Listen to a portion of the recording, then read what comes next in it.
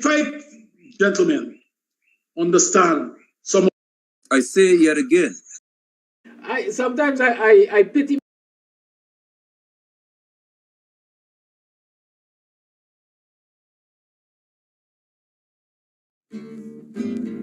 Never joke, never joke, never joke. One of my Oh, money, never, Money, neighbor, money,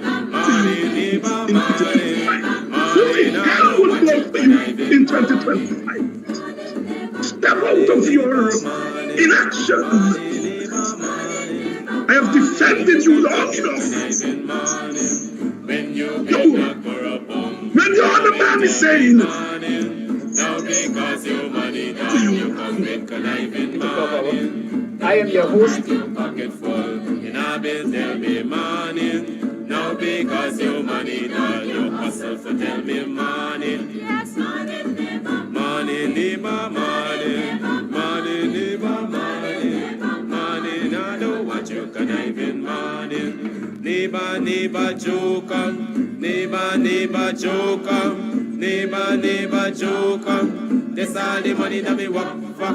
A 2 pound note and a kill that piece. A 2 pound note and a kill that piece. A 2 pound note and a kill that piece. This is all the money that me walk for. I said money, never, Money, neighbor, money, money, neighbor, money, money, now do what you can, I mean, money. oh, Joseph. For me.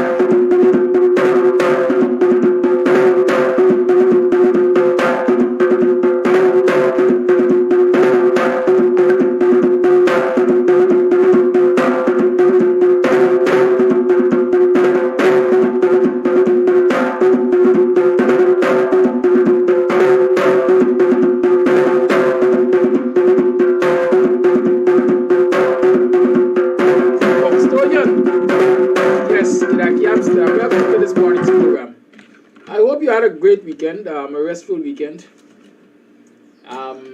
And so you're re-energized, you are recommitted, you have recommitted to the cause and to the fights. It's Monday morning. Let me tell you all something.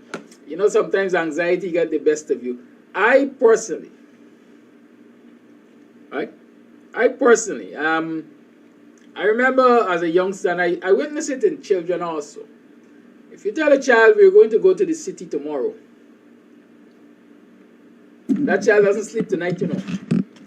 Or they sleep like cats, as we like to say. They're so anxious to get to the city that every minute they believe is morning, they keep getting up. It happens with adults too. Why am I telling you this?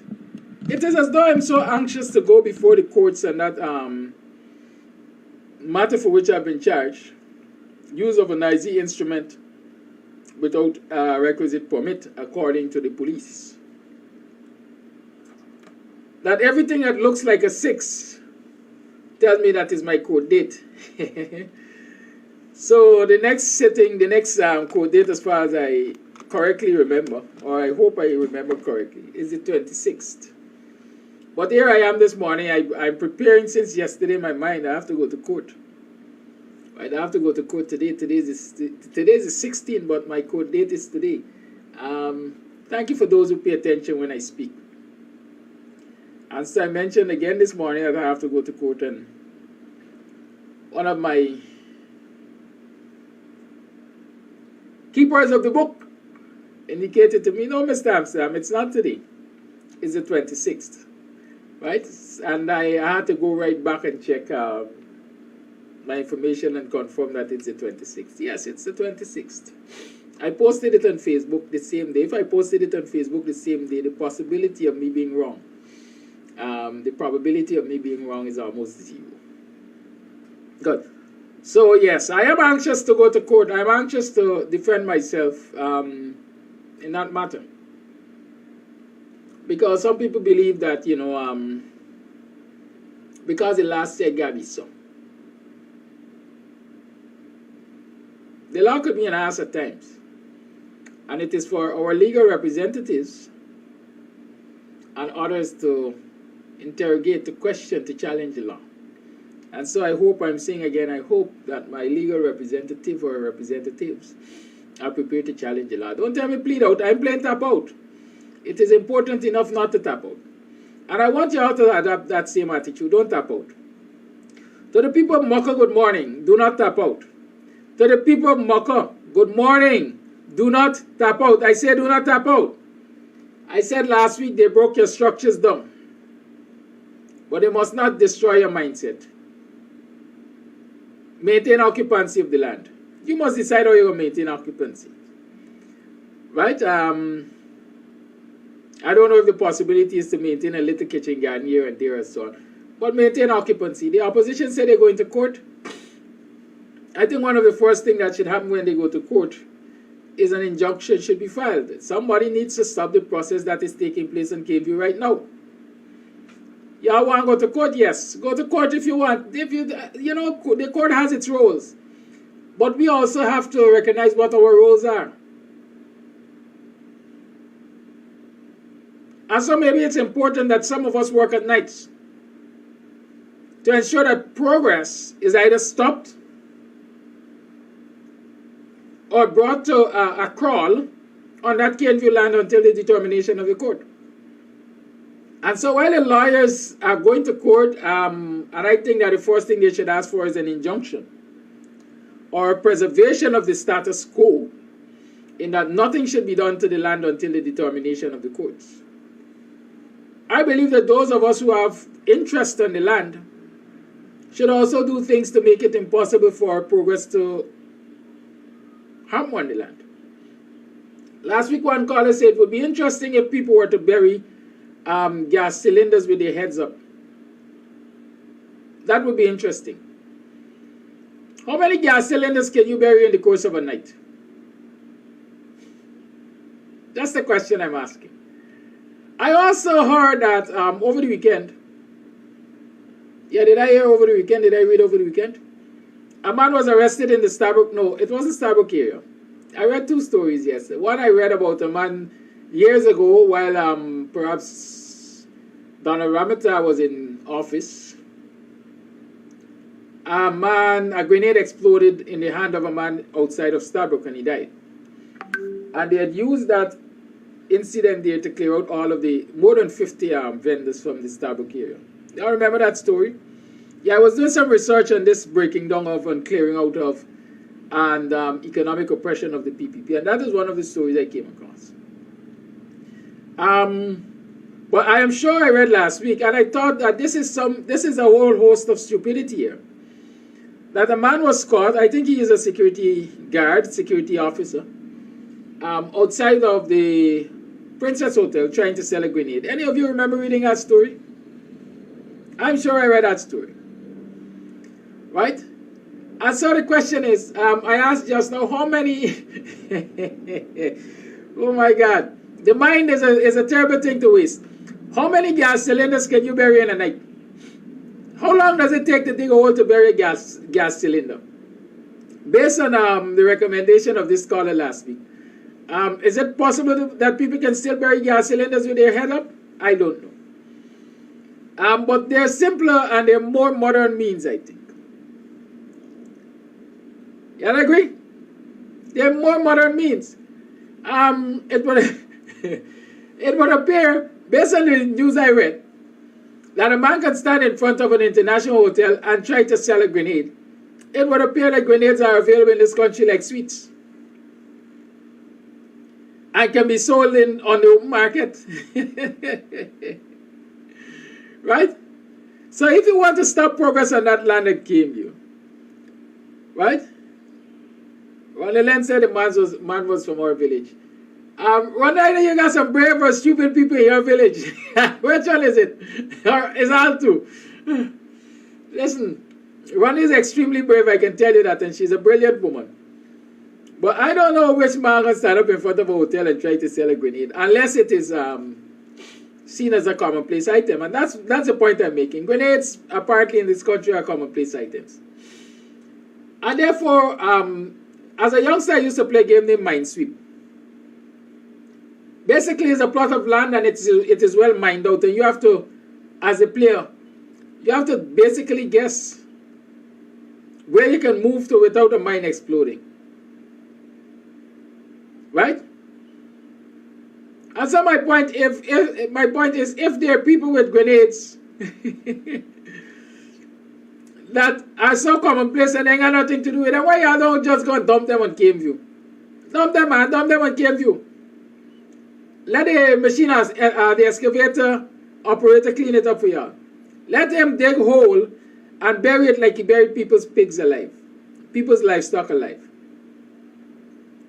You know, I really don't know. When I heard that matter,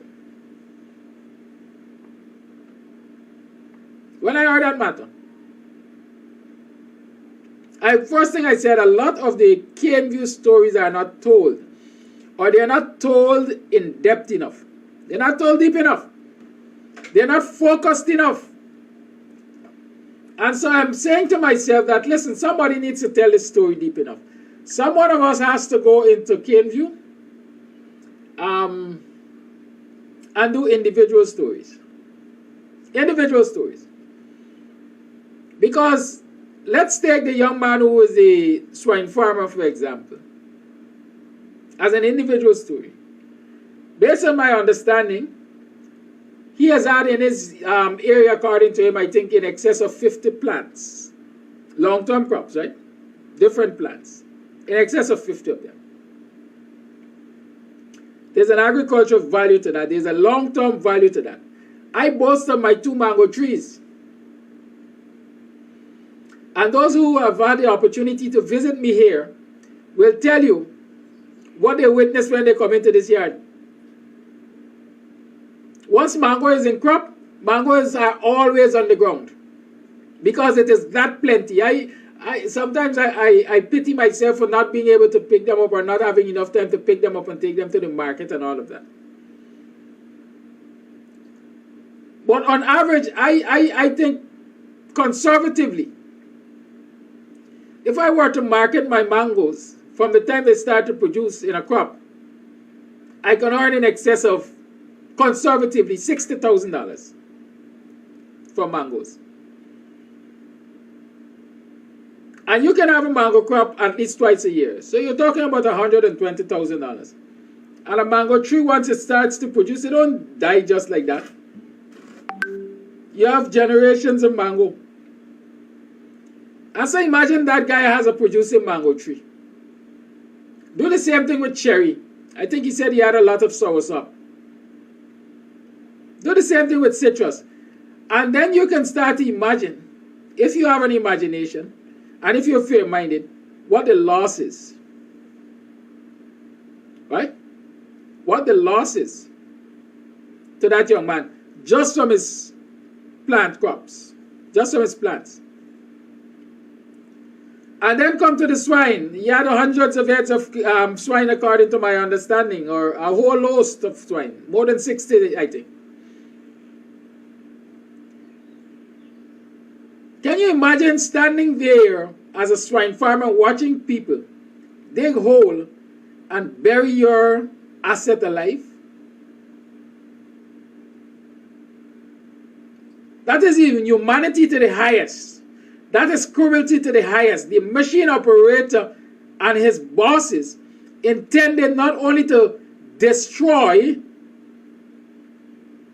the physical property of those people, but they intended to destroy their will to survive.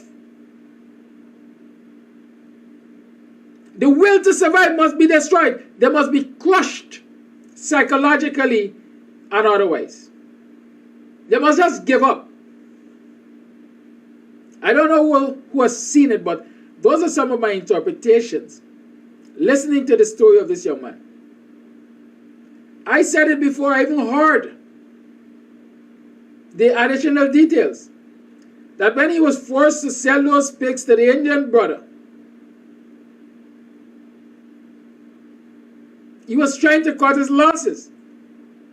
But he had suffered major losses in even making that deal, quite frankly. And so when I later learned from him, listening to interviews with him and so on, that several of the sows which were sold were pregnant. Several of the sows which were sold were pregnant.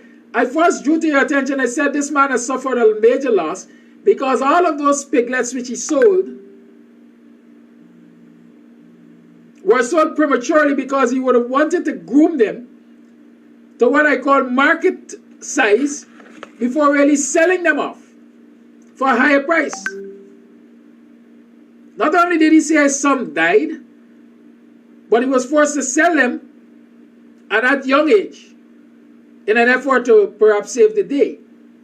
And then you learned that pregnant mothers, pregnant sows were sold, dependent on the species of the animal.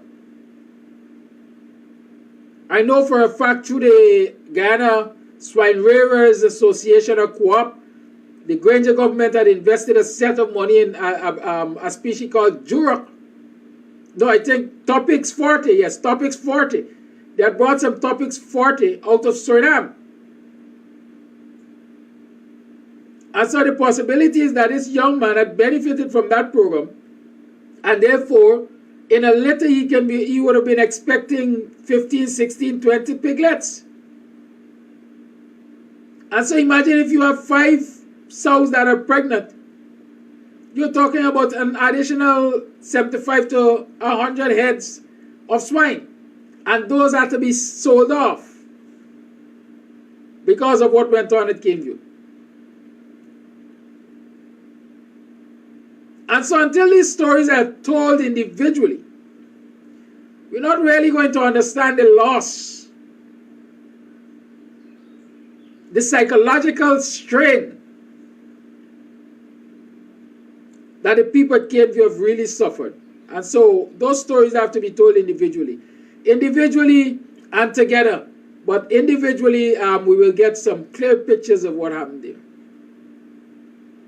We heard of the young lady, Leota, I think her name is, who was working with the government. who was working with the government, being dismissed because she dared to stand up for her property. She dared to stand up for her place of abode. She dared to stand up for that place she called home.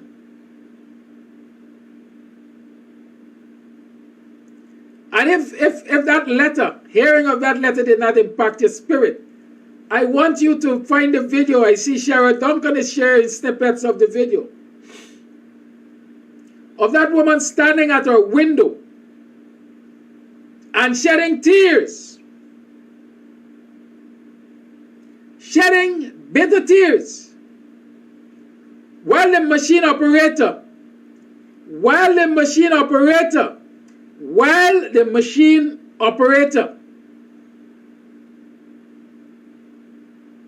made a mockery of her tears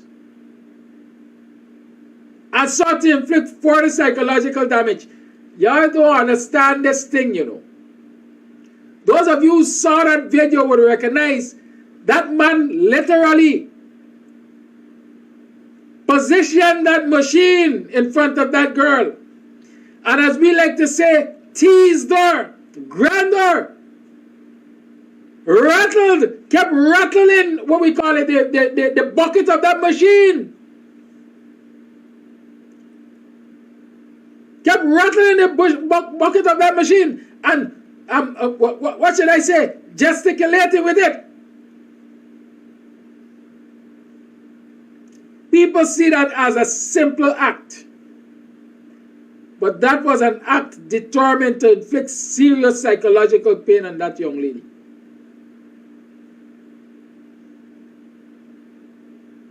He was getting joy out of it. He was definitely there to steal somebody's joy. Everybody's joy. And to add insult to injury, the state dismissed her to say that she will bring disrepute to the agency for which she works. She will, futuristic. So they're now cutting cards they could see down the line. I want us to pay attention to these things. Pay attention to these things. And be determined in our spirits that they will not break us. Because that is their intent, to break us.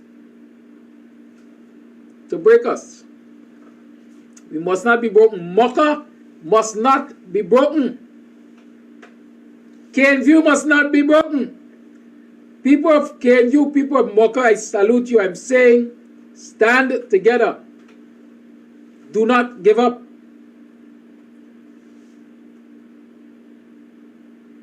You might have to retreat a bit. But every retreat is not defeat. You retreat and you regroup. And you come with a fresh plan.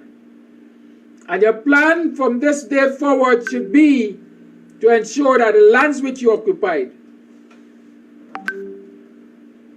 are not occupied by anybody else except yourself and your offspring. By fair or foul means. I'm reflecting again on the caller last week who said they should have buried gas bottles with the top up. Give the operator something to think about. How am I moving this machine? How am I maneuvering this machine through this minefield? Like I say, all those of you who got the common item named grenade that y'all want to sell in front of hotels, and you recognize it's a bad thing to do, just get rid of them, man. You could go throw them at Caneview. Good morning, Mr. Kadaki. Good morning to you. You know you like break the rule. It's not time for you to call in, you know. Well, right? you know, not time yet. What is the time for calling? When I say the lines are open, I haven't said that yet. It's not 8 o'clock as yet. But go ahead, have your say. I like it, y'all to break sometime. I ain't like the government. You see, Ali said if he didn't break down the people's property, he would have looked weak. I know I am strong. So I ain't got to prove no point. Go ahead, caller. Yes, I hear Mr. Hines talking about political, you got to get power for the Afro-Guyanese people to see wealth. Let me tell you something. If we educate the Afro-Guyanese people you can get political power again for another 32 years, and it will be same thing. The Guyanese people need to be re-educated. And that INC, the PNC have the capability of re-educating the black people in this country. You understand? And if you got to re-educate your people, you're not going to get political power to re-educate them. You got to start re-educate them before you get political power. So when you get political power, they're going to almost educate it how to deal with political power. So the work, you have to get on the ground and start re-educating your people about economical power. Who doesn't know about economical power in Guyana? Not even in Guyana, even in America. You got to know about economical power and what economical power leads you to. So say you got to get political power, you can get it. You had it for 33 years. And what your people gain out of it? 0%. This last time was a disaster. Because a president continued in a village doing mining and said that I'll make it. So how you want to gain economical power? How can you gain economical power if you don't have a party to re-educate you, a leaders to re-educate you? You can get political power for the next 40 years. You don't got to get political power to get wealth. You got to re-educate yourself. Because the Jews control the commerce in America. Where you get economical power, anybody can hold the range of power. But you gonna control the government when you get economical power. Thank you, caller. And that you have to get. That you have to get. You don't get political power. You can go outside and control the government. It's economical power. All right, good. Thank you much. Yeah. Yes. And so, we can't allow our spirits to be broken. We can't. The caller is talking about power and the different types, quite frankly. Yeah, power takes different forms. First, we gotta get some mind power. Can't let it break us. And you know, on reflecting on that caller with the gas bottles or cylinders, whatever he calls them,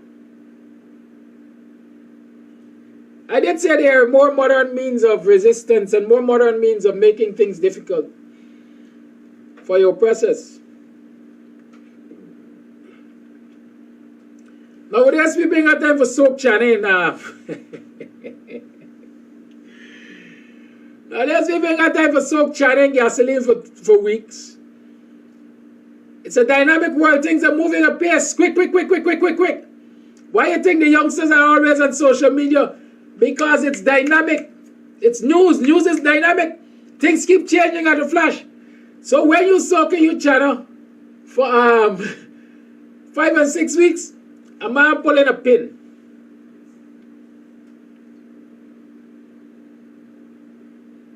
But do you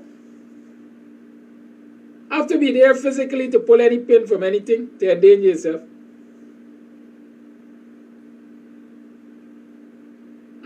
No, you don't have to. They got something named booby traps. All them young, well, I got young and old, all of these ex-military people, y'all don't know how to teach your community how to booby trap for protection? Huh? Well, me have booby trap some areas. Maybe that plot of Caneview, that plot of land there, Caneview, could be a good place to demonstrate your skills with your young people. You know what I mean? As far as I know, if a string is secured to a pin on a grenade and something comes into contact with that string, unless I look at too many movies, the pin gets dislodged and an explosion happens. Unless I look at too many movies. But the people who are trained by the Guyana Defense Force and People's Militia and so on, and who are now retiree and walking the streets and so on, A whole lot of them on the demic go drinking rum all damn day. Could teach you more about that. Right? Yeah. Shirley Wilson say, you know, people want China to eat. And some people might just eat it out. Yes, Yvette Leonard, I can be contacted via WhatsApp. 6225933. The number is up there. Talk the thing number. 6225933. Yes, contact me on WhatsApp. Let me hear what you're talking about. Or what you're interested in talking about. But a lot of our villagers walk around and talk about how much fire trench they slept in and dug. But our communities are not protected by these people.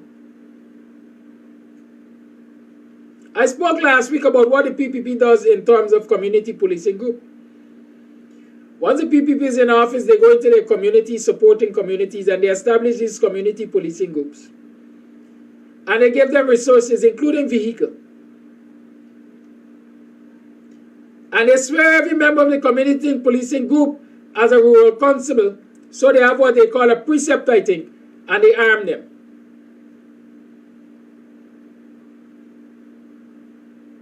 Right?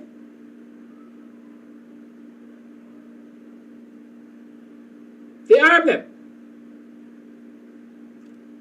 But in Afro-Guyanese communities, wherever policing groups exist or existed, they give them a hard time. They don't give them any resources. It is as if they don't have a right to have community policing group. Community policing group falls under the Ministry of Home Affairs. I challenge Ropes and Ben to issue a list of community policing groups across this country and the communities to which they are attached. And I also challenge him, because anybody can come up with a list, to say who the contact person or persons are and what they can tell you is a security matter, so they will not declare that. What tools they have to work with. If you go into black communities and you find community policing groups that take your bed, they're walking around with stick and iron, buttons and wood. Right? I take you that bet. They're not equipped with firearms and all of that. They don't have a vehicle. A lot of them might get a bicycle that they own, or the neighbor.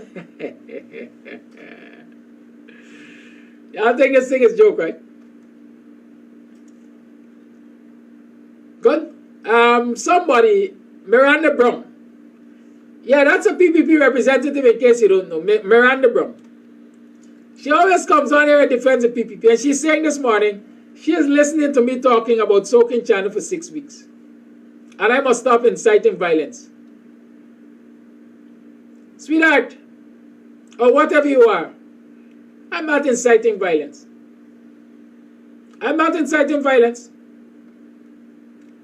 I am telling people they should respond to violence.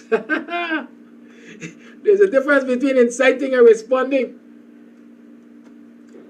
If you have a state that is meting out violence to the people have a duty to respond in kind.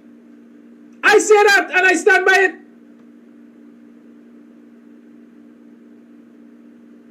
If the fat guy can say, well, I broke down their house and beat them down psychologically because I don't want to look weak, I am saying to my people, retaliate, because we are not known to be weak. That's all I'm saying. Retaliate. We are not known to be weak. We triumphed over slavery, colonialism. And you're telling me in 2023, we're going to allow an autistic chap to tell you that he is building his strength upon our sufferation, and I sit back quietly and accept and allow that to happen? Something got to be wrong with me. And I ain't autistic, and I ain't stupid. Right, Miranda? I'm not inciting violence. I'm preaching self-defense. And all I'm saying, we have in our communities a whole lot of people who have been trained in self-defense measures, and they must teach their community comrades how to use those measures to protect themselves. That ain't got nothing to do with inciting. If every day your child is coming home that somebody busts his ass, You're not teach him how to fight back. And when you do it publicly, the bully gonna understand that, hey, the my father and mother and brother teaching you how to fight me, and I must rest myself. What do you think? Is one set of people could play a psychological game? What happened to the others? Call it life. Call it life. The call it gone foreign. They got next one though. We can take them calls. Call it life, good morning. Call it live, good morning. Sir. Good morning, sir. I think one of our problem is that we don't have enough support from the people, man. I'm not hearing you clearly, sir. You need to speak up. I said we get support from the people, man. The support we need the support. We got the PNC pulling from one side, we got the quoting, and we want action. These people kill me, these people mash me in the ground, man. You understand? Thank you, caller. They kill me. Right, thanks. Call it live, good morning. Morning, my brother. How you doing? I good, man. I hopeful, I optimistic, all of that in one. I know. Listen to me. I am calling all the way from the US, right? And what I want you to know is that you've been doing a darn good job as a young activist. And it might seem as though sometimes you're losing the battle over there, my brother. You ain't losing no battle. And it may also seem to the black people that they have been losing the battle when it comes to the fight against the PBP and their many atrocities on black communities, and even down to the development on Indian communities, right? It may seem as that, but you know what? Let me say this: throughout the world, it is because of black people fight, black people oppression, black people struggle have caused many changes and many positive changes to occur. And the people on the other side, let's say the brown and the white and the Indians and whoever it is, they are the one, let them know that they are the one that also benefits. When black people in Guyana fight, the Indian people like to say, black people they're always doing this and they're always doing that. But you know what? At the end of the day, when black people fight, who benefits? Chinese benefit, Indian benefit, the Portuguese benefit. Everybody benefits. So don't feel as though that the fight that we people doing down in Guyana is not benefiting, is not working. You guys are doing a tremendous job. A tremendous job. What I also want to allude to, I've seen they implemented this cyber, was it a cybercrime bill? They implemented a cybercrime bill. And this is my part on the bill. And this is for the leaders of the opposition and even down to you, my brother, and most of the people out there. We need that bill to be amended. We need that bill to be changed. If you want to talk about development, the first thing we got to do is change that bill. Because that bill, it's a bill designed and crafted for a dictatorship government to muzzle black people and jail them because Caller. look at many instances. Hello? Caller. You know, sometimes we say too much education could be your own undoing. Exactly. No, Yeah. no, no. Well, Listen, I'm right? not finished. We're not finished, the man. If I choose to Yeah, go engage, ahead, you go engage me. Wait, no, man. Wait, no. It's me program, Gotcha. too.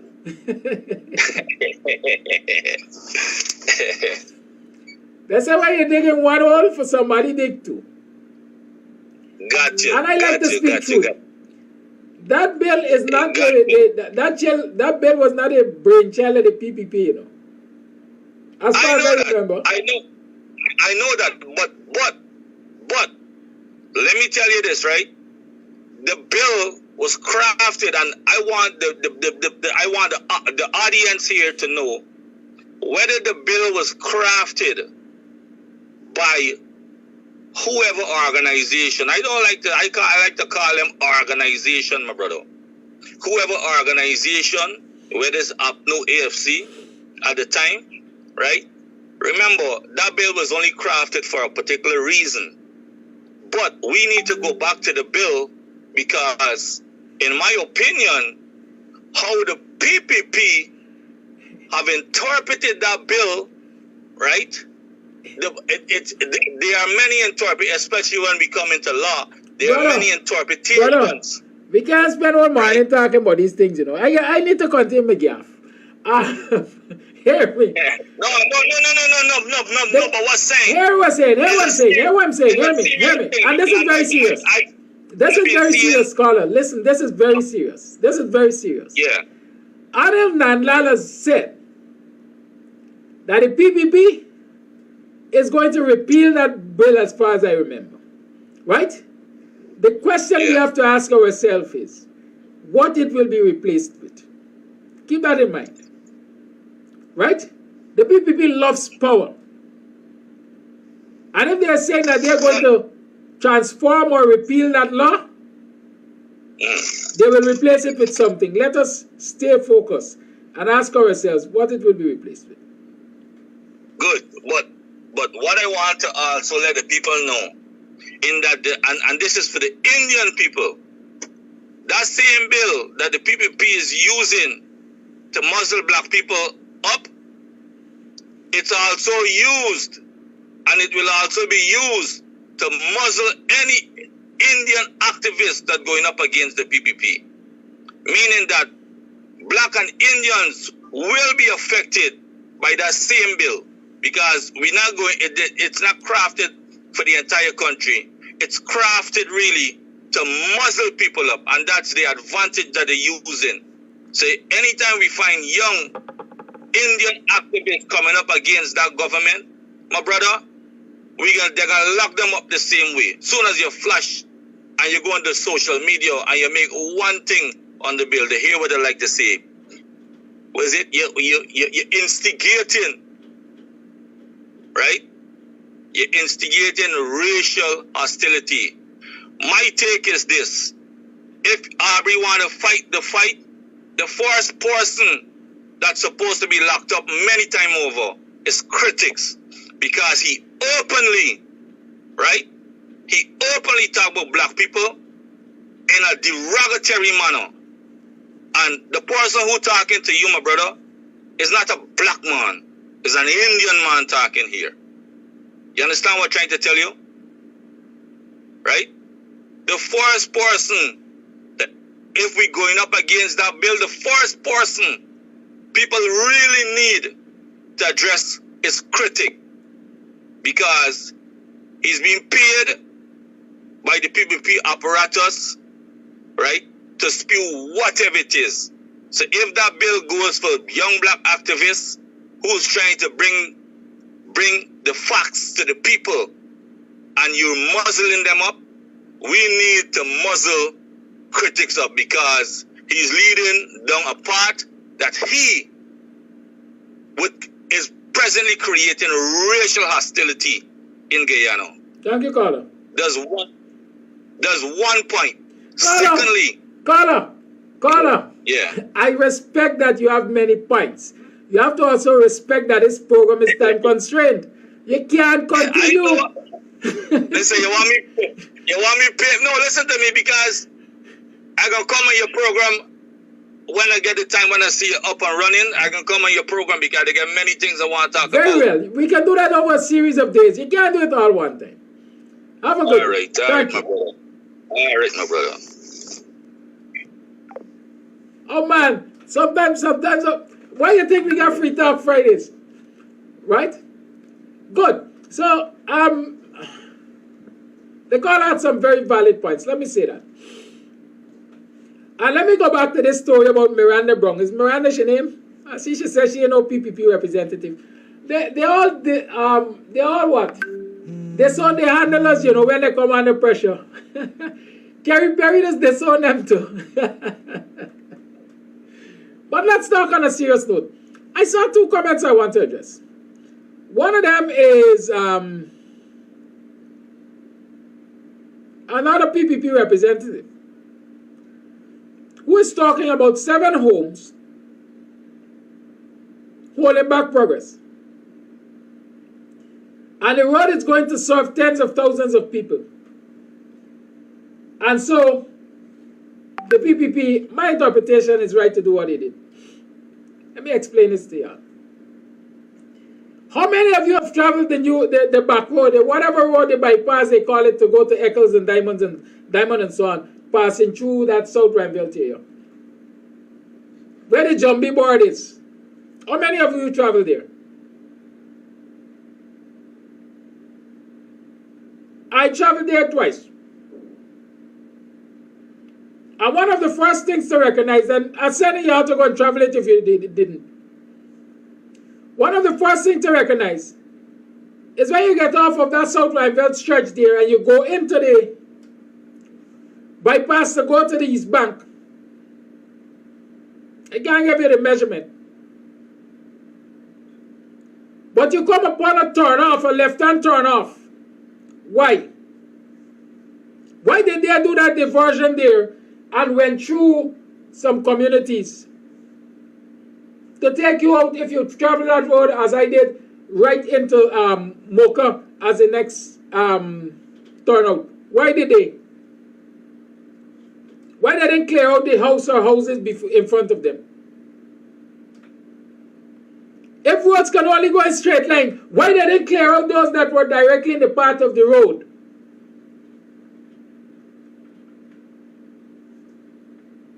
Why they didn't do that? But you guys are coming here and argue to say that the people at KMU have to be removed because the road is, the plot of land they occupied is in the direct part of the road. And we have seen the images. We've had the discussions that say that the part of the road doesn't affect the existence of KMU. Or KMU doesn't affect the existence of the road.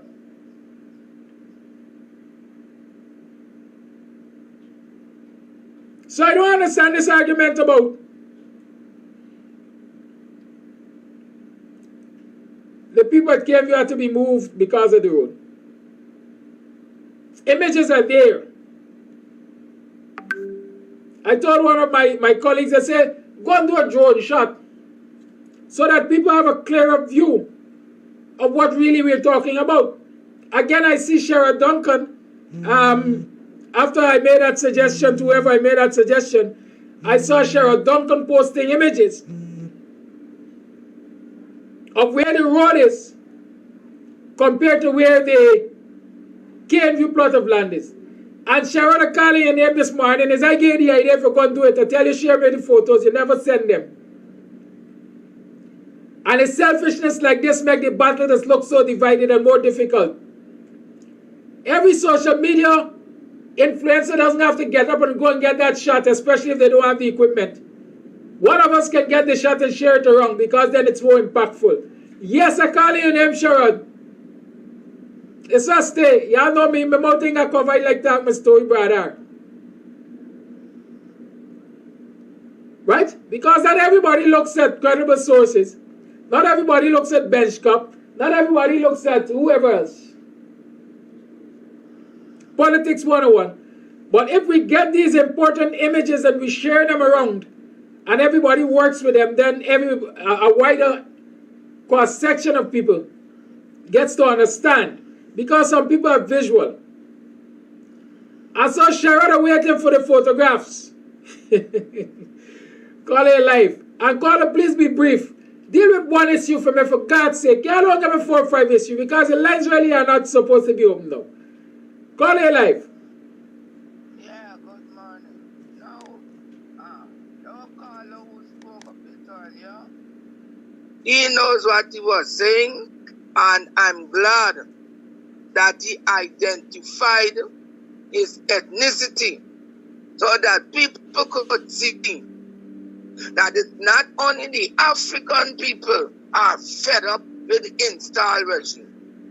Now there is a thing going around, 3 topics going around with Aubrey Norton and this blank check thing. What I want the supporters of Norton, PNC or whoever, they must remember the snare tactics of Donald Trump with the election with Clinton, when he had his campaign team to put that woman down, and about 2 weeks prior to the election in that year, then they said that, oh, those things that we were talking about this woman, we have no facts to nail her to the cross. And many supporters of APNU, they must understand that the strongest contender against the installed regime is Aubrey Norton. And whenever smoke screens are being thrown up against him, they must not let that defeat their alliance to Norton. The body with the thing I talk about, the man is not the one who is selling the grenade. It's the one who picked up the bomb. The next main point, last week it was mentioned where they are asking or having M&M to prepare the meals for patients in hospital. Let me tell you, as a nurse, when you work the night duty, one of your main tasks was to do the, I can't remember what you used to call it, but you used to give up a report, a census of the patients on the ward. The next one was to prepare the diet book. The diet book existed of the total patients on the ward. And then you itemize them. So many diabetics, so many salt-free, that is blood pressure cases, so many fat-free, that is who can't use fat. And then you got the normal diet. And you total it up. And that goes down to the dietitian. So when the dietitian get that, the dietitian will prepare the meals accordingly to what is in the ward. Taken into every ward to get the meal plan for all the patients on the ward. Now when you will take a place like M&M, when the diet book will go to M&M for them to prepare meals. Do you know if the cooks at M&M are cooks who can regard and read diet? Every a person is supposed to use 4 ounces of meat. And you look, people might go wedding. They might cut a big chicken leg and put it in the box. You know, the box must look good. And people will bite, and throw away the balance. Now, if you had served that person the dietary requirements of 4 ounces of meat, you see how a 5-pound chicken would go far? All right. Now, I am at a church that is opposite an M&M. And the way how these people carry the food to that M&M chain, I don't buy things from them. They got a dirty old minibus, and they got some trays on the floor of the minibus. And they pick it up from there, and they carry it and they supply the M&M chain that is opposite my church. I've noticed that. And when you got people, remember the cannery, but the doubt in the yard and the dog, they looking at it. the people now, the patients, will they have sanitized meals in the hospital when M&M serving? But what I got to advise people out there, you got your patient in hospital, try your best and cook the food and carry it and give them. Because this is another way of killing people in the hospitals. Because if you guys use salt free and you family say, oh God, me never give me husband or my daughter or my mother, then go get the salt food and then go give them it. Then when they go now, will the hospital be able to query the food that M&M is going to be serving? People, yeah, get conscious of what is going on in this country. The country is ciphering off money to all who they could fill the pockets at the cost of Guyanese people. It will become like the Sputnik and the bad poison. What did they give in to people? Bye-bye. Thank you for your call. Caller. Caller live, good morning. A pleasant morning, Professor Kadaki. Well, the final nail has been hit in the coffin.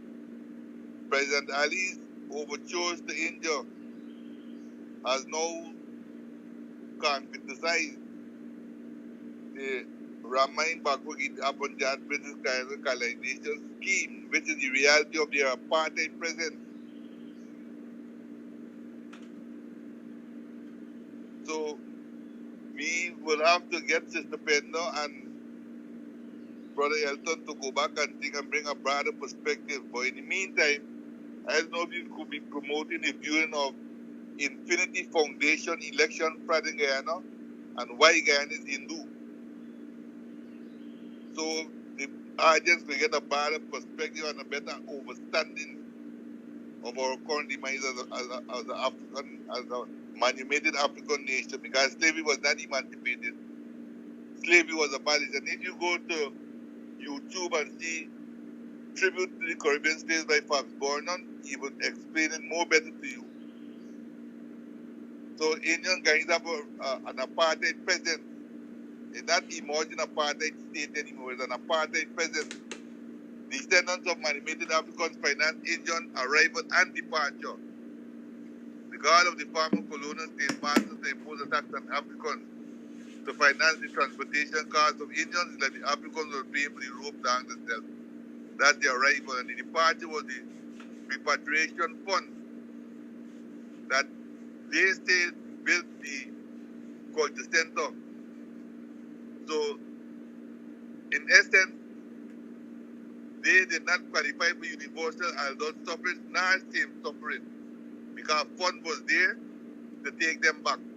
You can't be migrant workers and political opponents.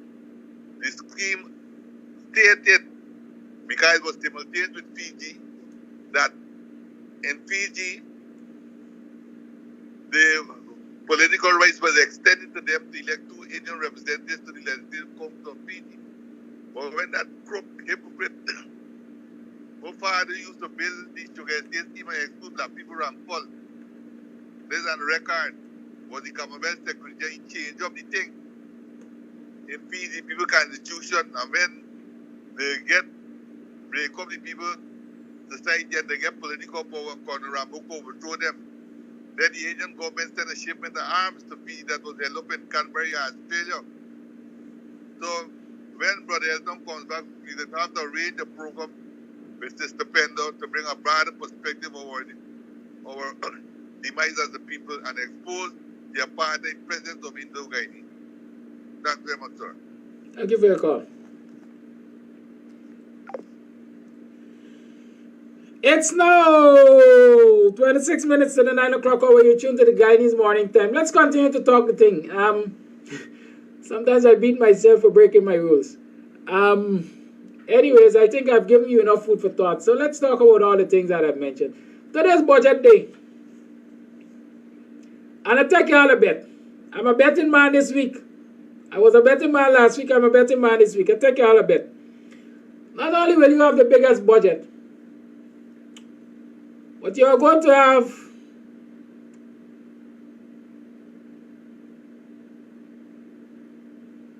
some of the biggest bribery taking place through the budget. Right? Understand this. The PPP is going to give you an election year budget today.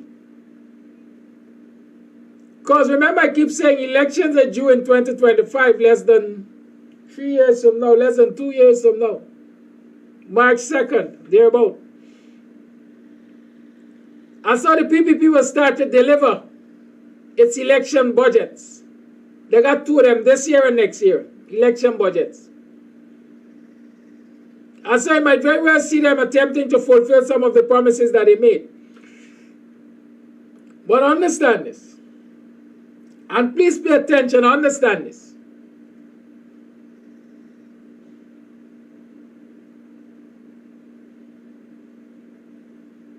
That not all promises will be fulfilled when they are made. Today they have asked to reach with the students, the 3rd and 4th year students of University of Guyana, I think. Yes, the Ali government, maybe through the Ministry of Education, requested a meeting with 3rd and 4th year students. They got something organized somewhere. I don't know if it's at UG or Artichong. Well, it can be Artichong. There's parliamentary sitting there. So it might be at UG. To talk to 3rd and 4th year students.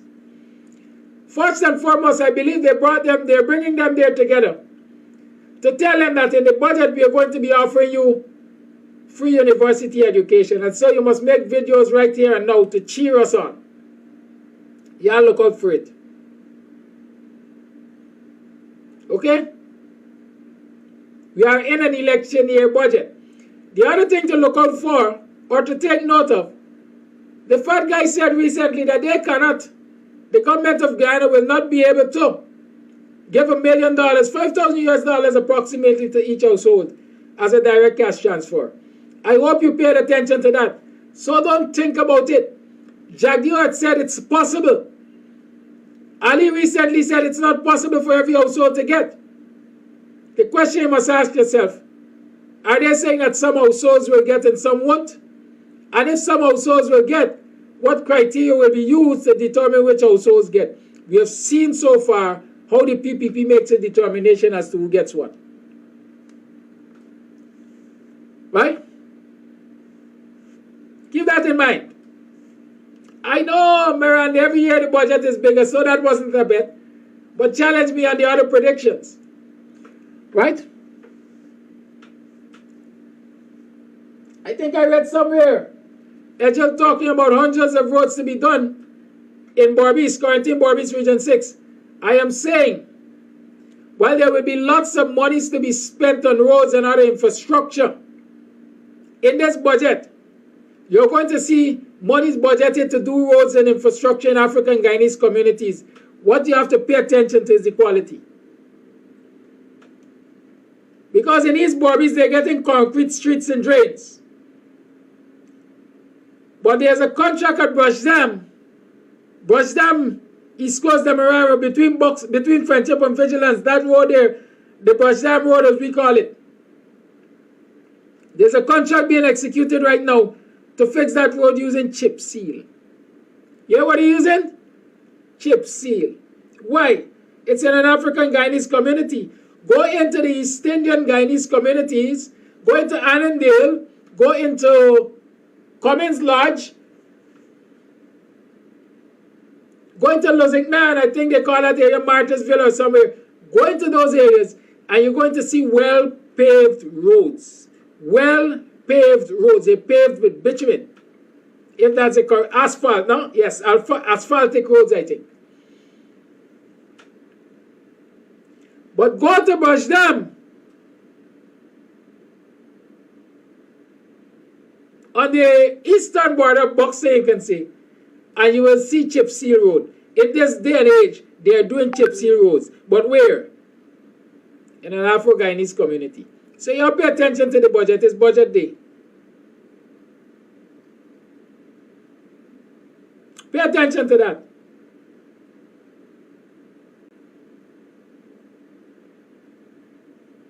Old people like to say, don't look a gift horse in the mouth.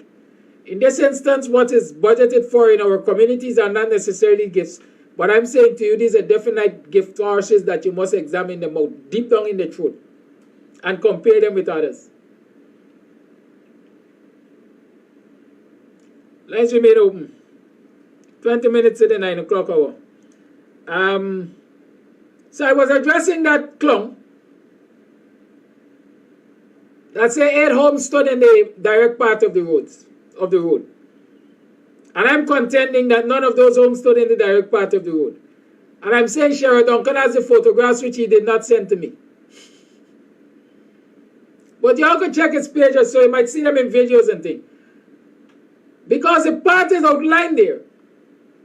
And you can see side by side where the road is compared to where Kams is. And I want to tell you all something. I mentioned it before.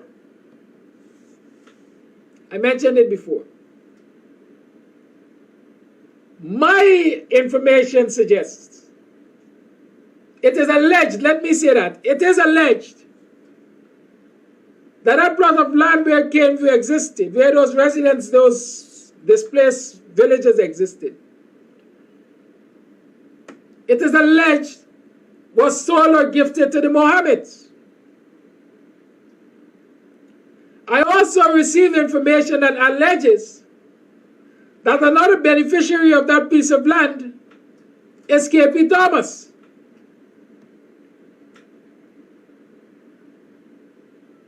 And I have a third piece of information which says that the lands were pre-sold, and so far apart from those two which it is alleged are beneficiaries, there are others who are beneficiaries.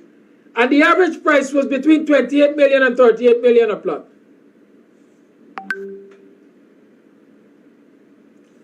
And so for those of you who are telling me about the road being, the land being in the part of the road, let us watch and see. Let us watch and see.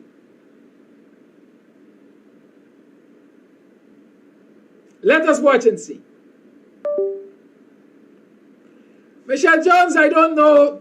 I can't tell you really and truly with KP Thomas at all, with a whole, I can't get an episode about him. But I tell you, in the allegation that was laid to me, they said even that machine that was operating there was possibly his machine and operated by his operator. And so sometimes you could understand the vengeance. You have my case movie, all I'm bugging me. I got things to do, places to build, money to make. But to the question, who is KP Thomas? I will say to you, I don't know if this is KP Thomas Jr. or Senior KP Thomas because of this. I was yet a young man when a KP Thomas, who had a construction company, which operated from the Lamar embankment where the Ministry of Public Works or Ministry of Works, whatever they call it, currently has its bond. An area that used to be the old Guyana Transportation GTSL Services Limited terminal. Y'all know the place? I'm so long-winded in my explanations, right? But if you were to go to the junction of Lamar and Main Street or High Street, whichever you call it, where the bus terminal was, as far as I remember, KP Thomas operated an office there, KP Thomas Construction. And that KP Thomas, I remember, was involved in an incident where he shot one of his employees. One of his employees was shot and killed simply for demanding his money. I remember that story as a youngster. There's some stories that never leave your mind. I can't remember if KP Thomas went to jail for that, if the case was eventually lost or whatever. But I remember KP Thomas, the original KP Thomas, had murdered, in my mind, an employee over a wages and salaries dispute. My belief is, just by name, is that this current KP Thomas construction must have some connection to the original KP Thomas I'm talking about. So this might be a younger KP Thomas carrying on the family business. That's what I'm thinking. So to say I know exactly who KP Thomas is, I can't. But I can give you that history, that little background that I know about KP Thomas construction. Good?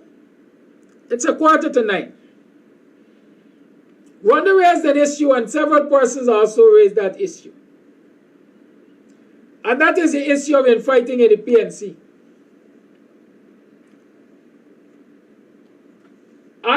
Last week, I think, and the week before, addressed the issue of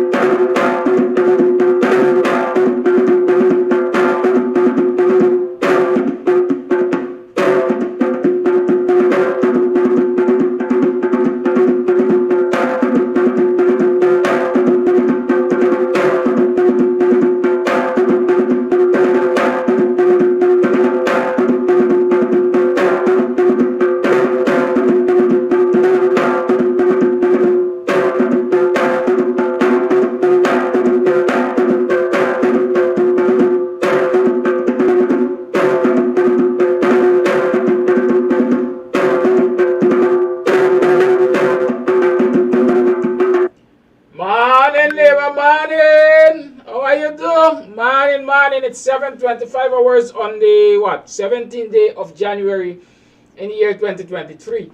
Welcome to another program of Guyanese Morning Time, hosted by the BUXTONIAN, Kidaki Amsterdam. Welcome. How y'all been? How was yesterday?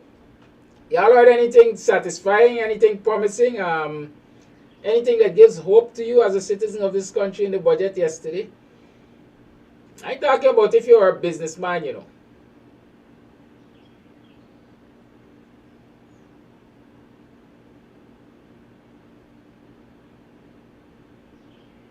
Right?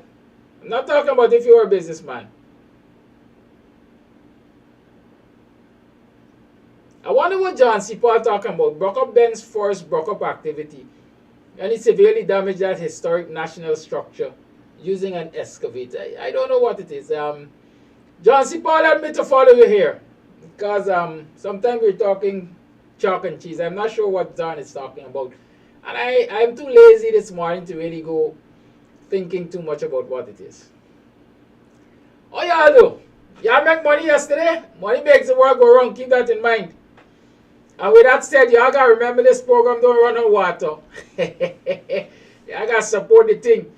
Anyhow, I was reminded last evening that I must remind viewers that they must contribute to the upkeep of this program. And it is a viewer who reminded me.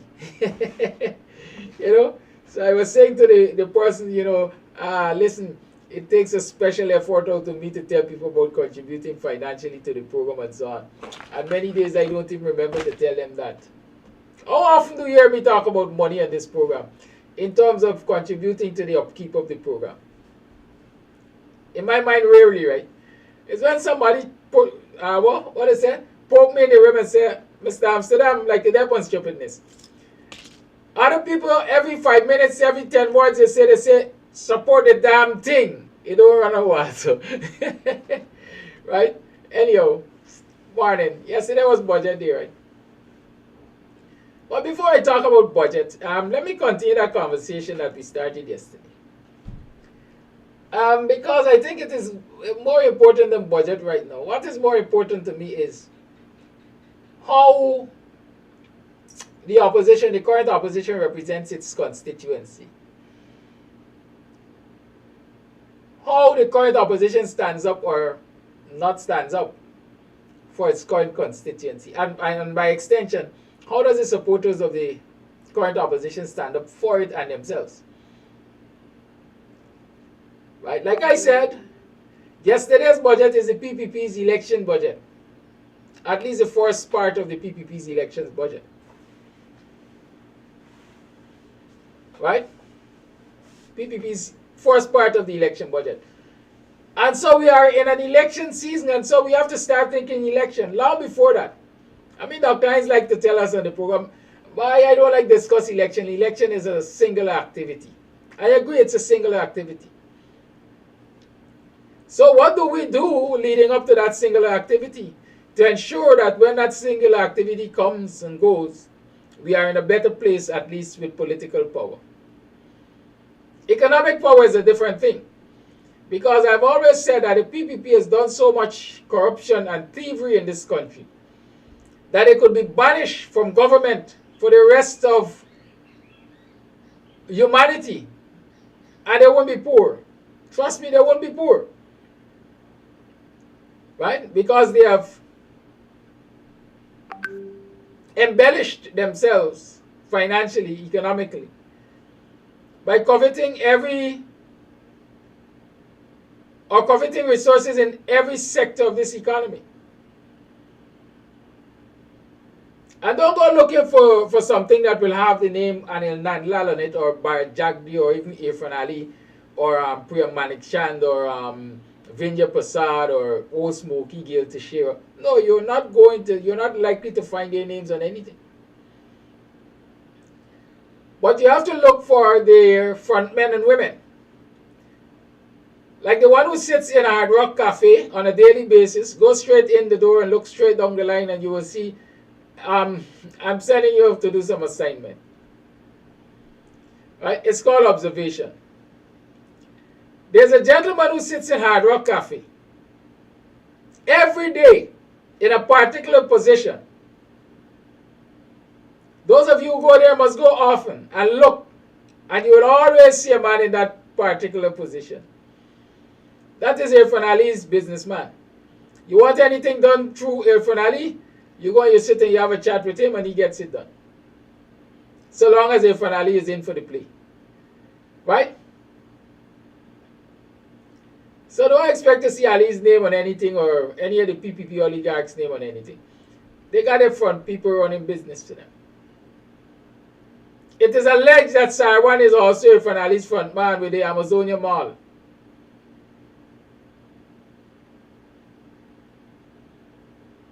And I keep asking, who is Sheriff?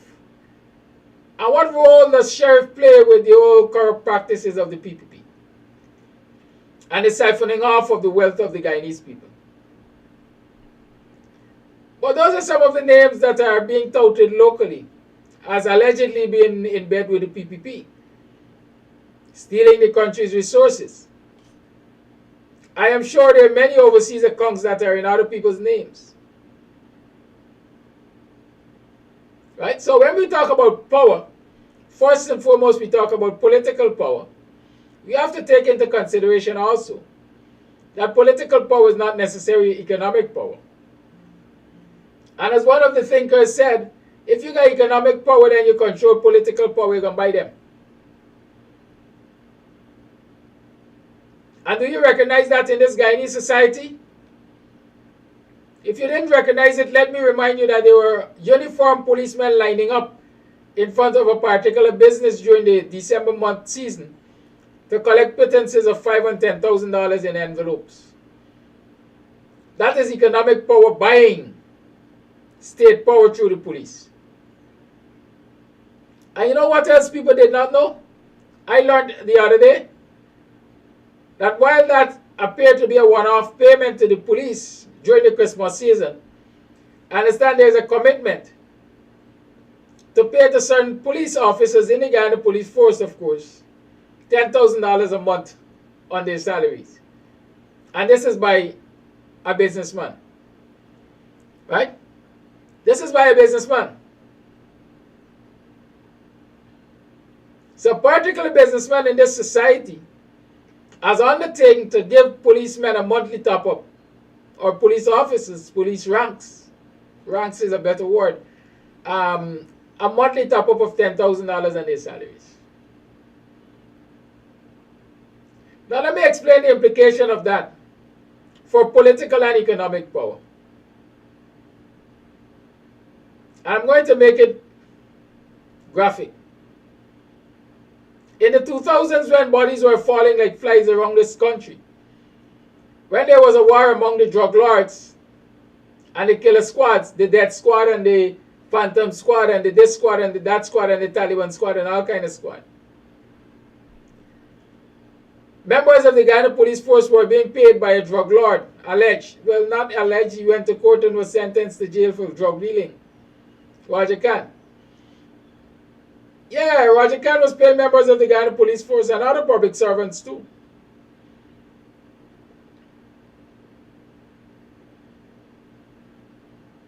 And so chaos was the result of the day because being, as they say, the mouth is muzzled by the food it eats and who pays the piper calls the tune. The police force couldn't go after Roger Khan, or many ranks within the police force couldn't go after Roger Khan because they were in his pay. And so he was allowed to run amok. But while they say history is a great teacher, a lot of people never learn. And so while Roger Khan was the guy back in Jagdeo's time, Khan is what, a Hindu or Muslim name? I really don't know. I don't know this name story. If Khan is Muslim or Hindu or whatever. But today a Muslim man has replaced Khan in the Ali era. And so it is as if this person has collected a Khan blueprint and said, I'm going to improve on it. I'm going to be better at what Khan was doing. First and foremost, I'm walking around like no thug. I will always present myself as a honorable, respectable businessman who is only concerned with legality.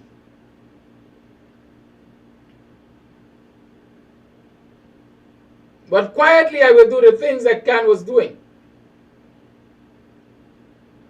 And so I will wield power in the society like Khan did, and in a more organized and much more influential way.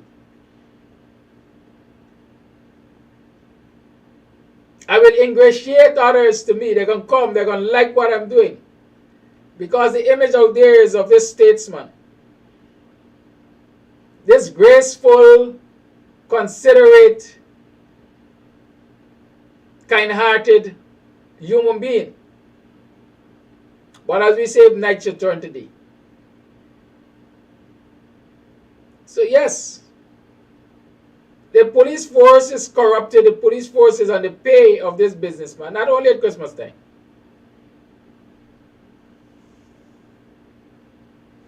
But I understand they get a monthly $10,000. It's a police tell me, you know. Yeah. Right? Yeah, I said, it's a police tell me, you know. So as I say, you get it from your horse's mouth.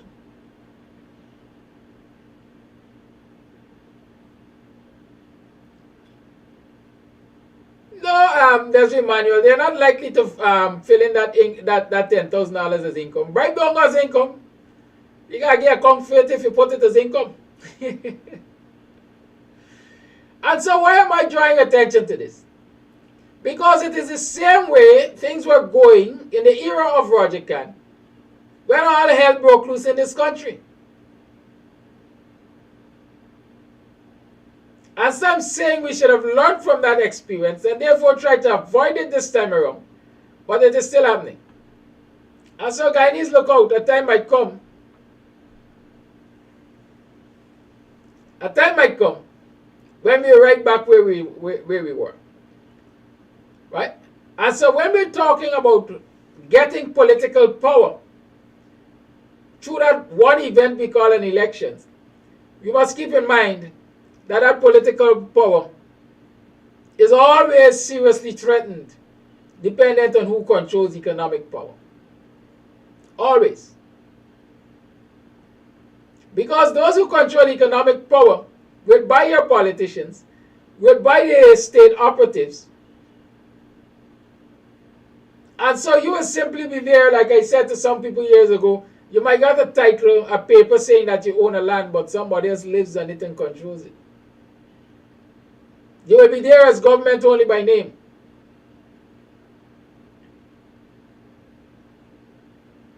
And so while we're fighting and we're striving for political power, we have to start to ask ourselves, what do we do to ensure that we also have economic power so that the two can be balanced? It is not going to be an easy task, I can tell you that. But we have to focus on that too. But do we sit back and say, okay, we do not have economic power and therefore we will not go after political power? No. If you win political power and you have political will, then you can turn the tides on who controls economic power. And so I'm saying for us, the oppressed and the down-pressed and the disadvantaged and so on, what is important right now is that we take control of political power. Because in 2022 alone, those who are in political power collected on behalf of this nation from oil resources $1 billion US. Can you imagine what $1 billion US can do in an economy like this? Yet we are told that the state will not be able to give every citizen $5,000 US a year. At no point in time will this be possible. That is what Ali said. But in 1 year, $1 billion US has been collected from oil resources, and the oil production is not at a maximum as yet. So imagine if you have political power and political will, how you can change the fortunes of the people that that support you and the people you represent. You might not be able to take away the stolen wealth, or if you have political power again, maybe you can go after the stolen wealth of those who are sitting in the seat of power right now and bring them to their knees. Because the world is a global village. And so somebody knows where the stolen loot is, albeit it might be in somebody else's name. Right?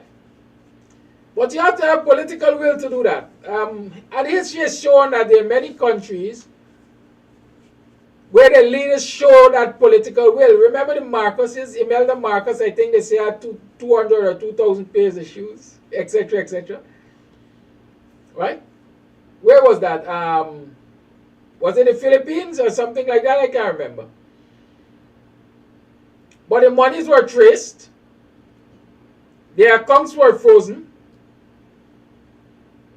And I guess they are made to live like common people, despite the fact that some of them see jail and so on. And so if you have the political will, we can go down that road and reclaim some of the stolen loot and make some people live like common citizens. But just assuming we don't have the political will in this country. Because the story is,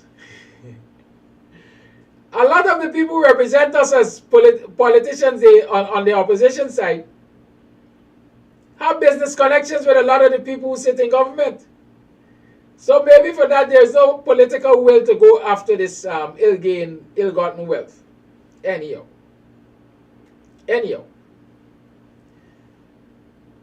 I'm saying if there's political will to go after it, yes, we can close the gap, the income gap, the disparities and so on. But even if there is no political will to go after it, if you get state power, political power, you get control of billions of US dollars coming from the oil resources, for example, and you use it to turn the tides in the society so that some people can play catch up. Nothing's wrong with that. And so again, I'm saying political power is important to us as the oppressed, as the down-pressed, as the disadvantaged. And so in this election year, we have to pay keen attention to what is happening with the people that we are betting on to win political power and take us out of this morass.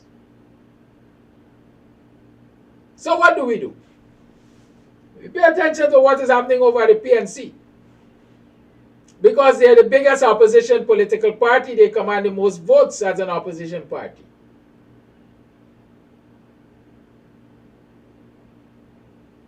And so, if the head is sick, then the entire body is sick. And so we want to ensure that the head is well taken care of, the head is in a good position. And when we look across there, we're saying, no, no, no, no, no, no. Things are not right. Things are not right. There are a lot of distractions. And so the head is not focused. Do we add to those distractions, or do we try to bring a solution that will make the head more focused? My contention here this morning is that we must try to bring a solution.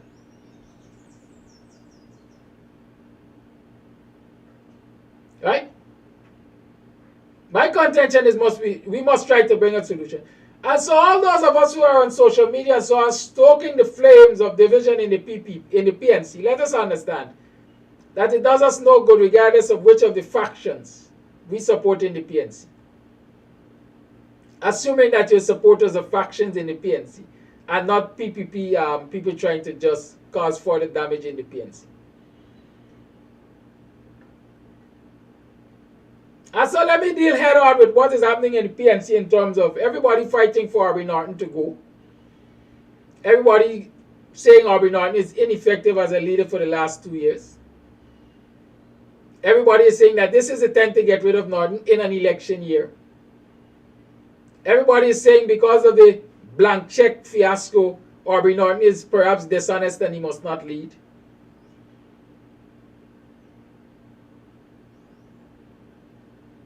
Everybody who is in support of the faction that says, listen, Roysdale Ford is the best person to lead the PNC right now. Let us address all of those elephants in the room. But my usual disclaimer, I am not PNC.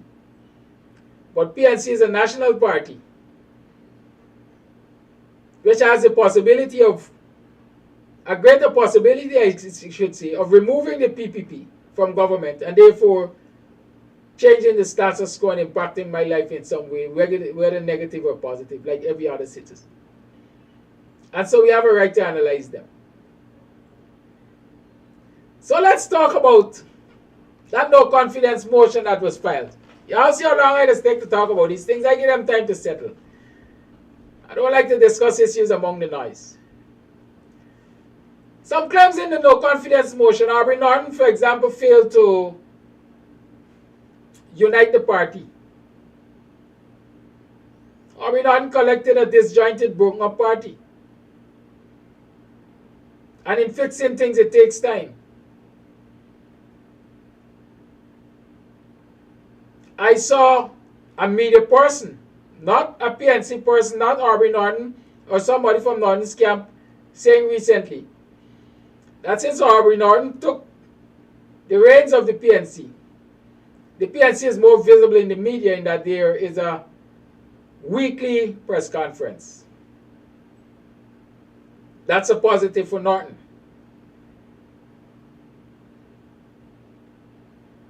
There are reports of Norton going across the country and meeting with party groups and so on. That's a positive for Norton. It may not have the desired result. We don't know. I don't know. But for as long as he's willing to reach out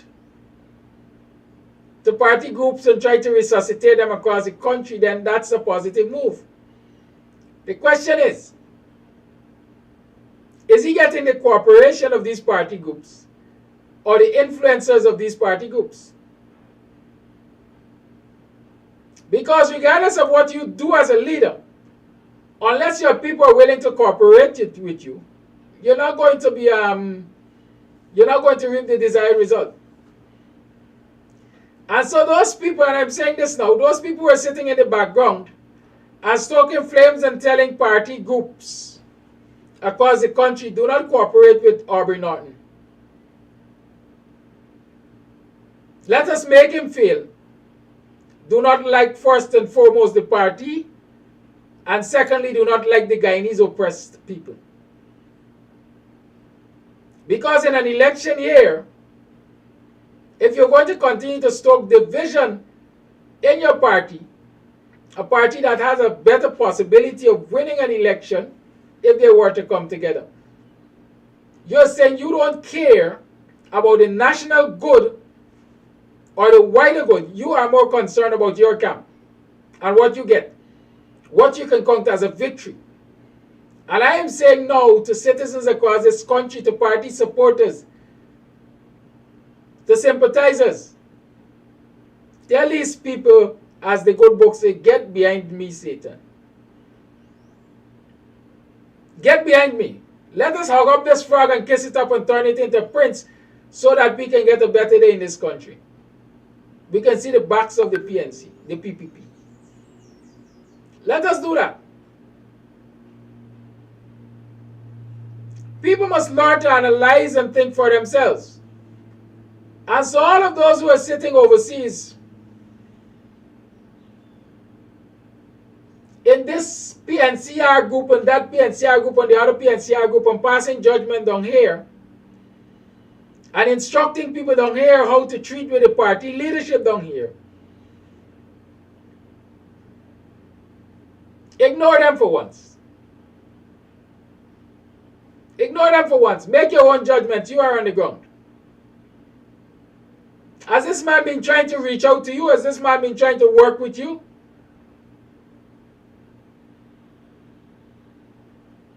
Have you given him your full support? Have you really put your shoulders to the wheel? Please. The time is now to do that. Because we can't afford in this election year to go leader shopping. It's too late for that.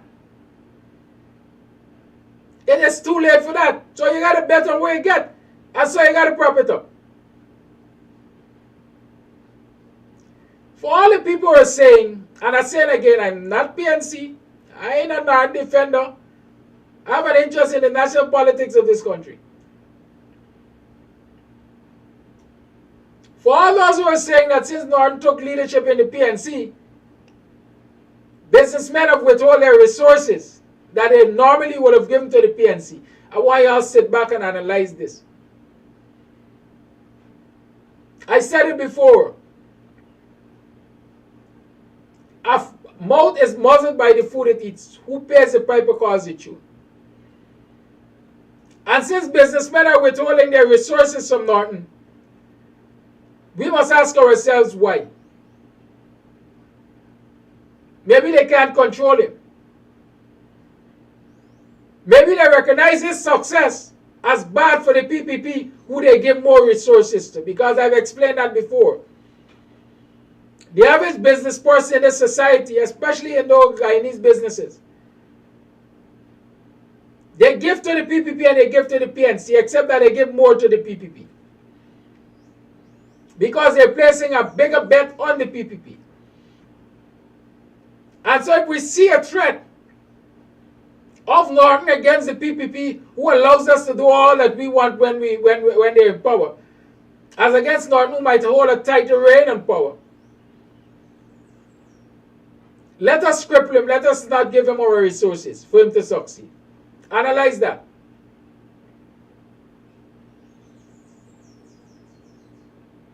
I'll tell you another thing. All those who are saying that financial resources are being withheld from the party by businessmen must also say to you that immediate past leaders of the party withheld those very financial resources from Harry Norton. Quote unquote, it is alleged that one woman said to Harvey when he asked for certain information when he became leader, "He dey me head, come take him out." He dey me head, come take him out. That were the words allegedly said to Norton by an immediate past female leader of the PNC when certain information was requested. And that very immediate past female leader of the PNC sits on the outside and influences what happens in the PNC in terms of dividing the current leadership of the PNC and dividing the PNC and undermining Norton's leadership. So then are we blaming really and truly Norton for failing?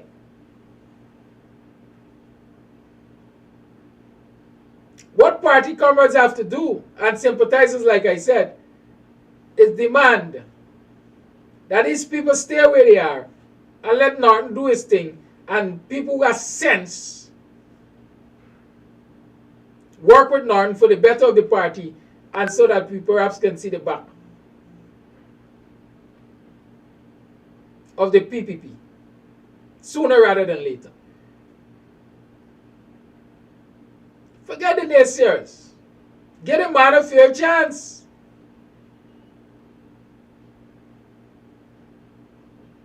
I would like to see him have a fair chance, because him having a fair chance right now is our best chance of seeing the back of the PPP in another 2 years.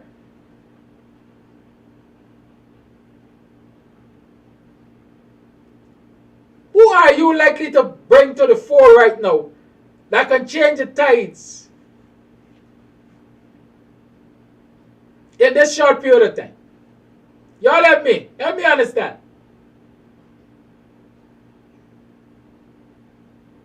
Y'all talk to me. Help me understand. Wisedale Ford? Ganesh Maipal? Y'all gonna bring back Granger?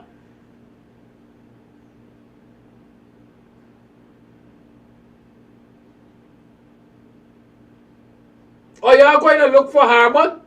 Or bring Larry London?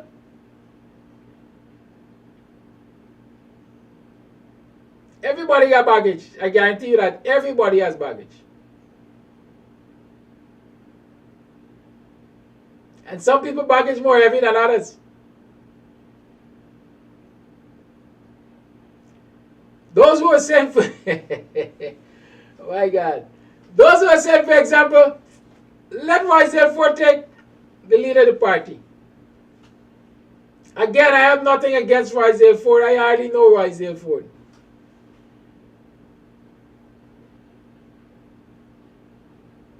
But I said it recently, and I'm saying it loudly on this program. In some political parties, Wisedale Ford, Ganesh Maipal, and the treasurer Fawaz, or whatever his name, would have been banished for bringing the party into disrepute, for washing the party dirty linen outside. So regardless of how good leaders they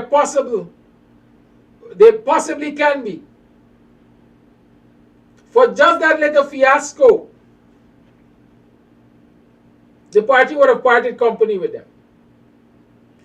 You see, some of the thing is, a lot of us, you have eaten force, right, Mango? Some of us are so impatient. We are so impatient that we are prepared to sink the ship to get the captaincy.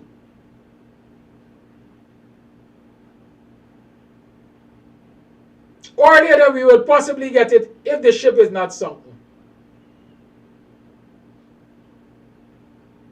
And when you see people like that, you have to step back and ask yourself, does this person really have the national interest at heart? Does this person really concerns his or herself with the well-being of the constituency of this party? Or is this about personal self-aggrandizement, or is this about self-aggrandizement? I am party leader.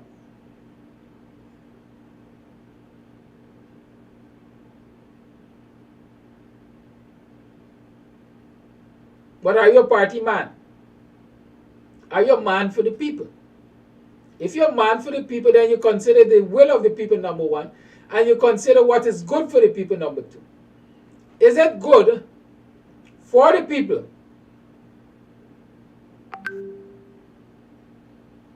right? Is it good for the people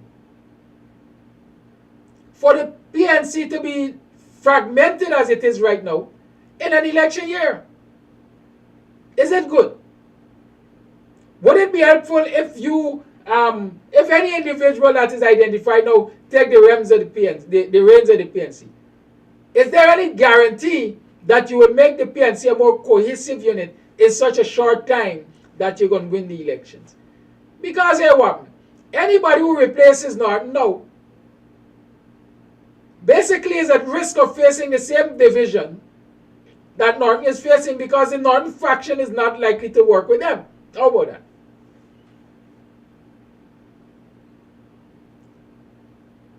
So should you be trying to work and mend the rift that exists currently, or do you want to take the risk of creating further rifts? How is that good for the people who are dependent on you for their defense. How is it?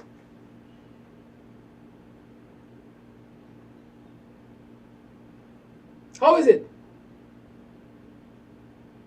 I don't see the sense in it, and that's why I'm spending so much time on it this morning. And as I usually say, you know me, I speak what is on my mind. I don't mince words. Who vex lose? It looks like all of us gonna lose with this attitude right now. Because here what? I got a note in my WhatsApp the other day addressing the fact that a group of people perhaps are clamoring for Ford to take the lead of the PNC. And in that note, there is also something that somebody alleges against Ford.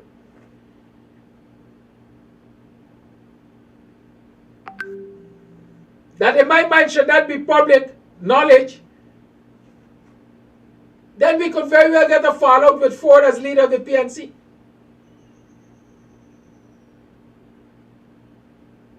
So Ford can't be the magic bullet. My ball is not the magic bullet. There's no magic bullet, quite frankly. So what I'm asking for us to do is work with what is there.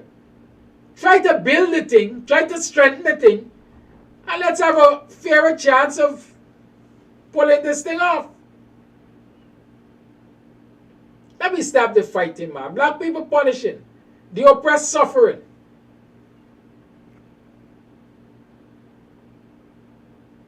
The PPP got a lot of people on their payroll that are sitting over the PNC, quite frankly.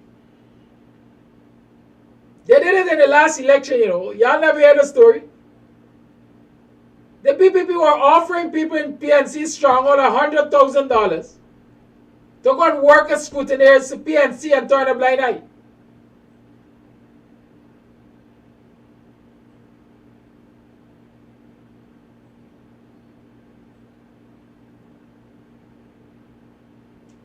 Right? So don't think they only did it in election. There's still people who are sitting over the PNC who are on PPP's payroll.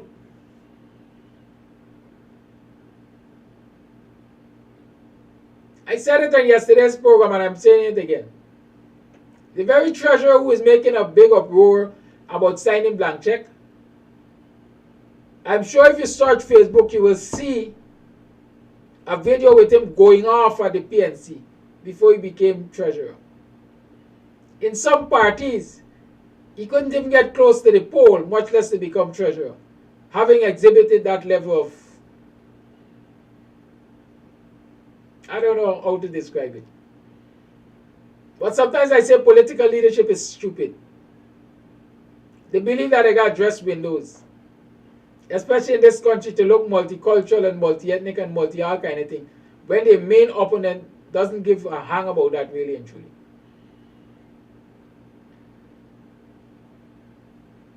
My plea is, y'all stop this nonsense. Behave like big people who got brain. Don't behave big and stupid. A lot of the people behind the scene fighting and division in the PNC see themselves as intellects. Doctor this and doctor that, and honorable this and honorable that. And y'all dishonest and immoral in your conduct. Y'all ain't got no love for poor people. And that's why y'all taking us through the mill. Stop it.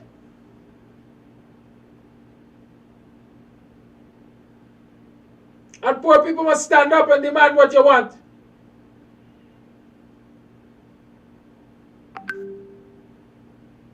A lot of these people who fueling this division and God be suffering hard times, they don't even live here. They got holiday homes in Florida and so on. So they're not really concerned about us here. They're concerned about what they can get to feed their egos.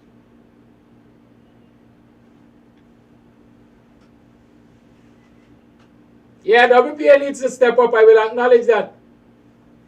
You're preaching to the converted. WPA needs to step up. Dr. David Hines needs to step up. The rest of the WPA executive need to step up. and lead. So don't think I'm not, don't think I'm sparing them too. No. They need to play a major role because they count. And they are influencers as well. At 4 minutes past the 8 o'clock hour. Yesterday was budget day. What came out of the budget?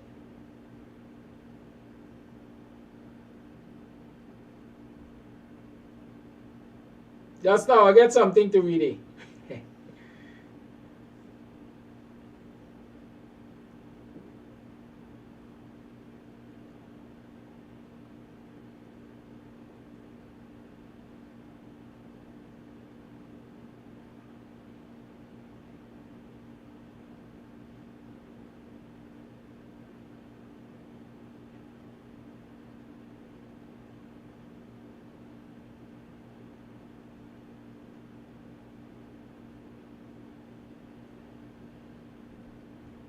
Alright, this look like a BUXTONIAN matter. I'll tell you all later though.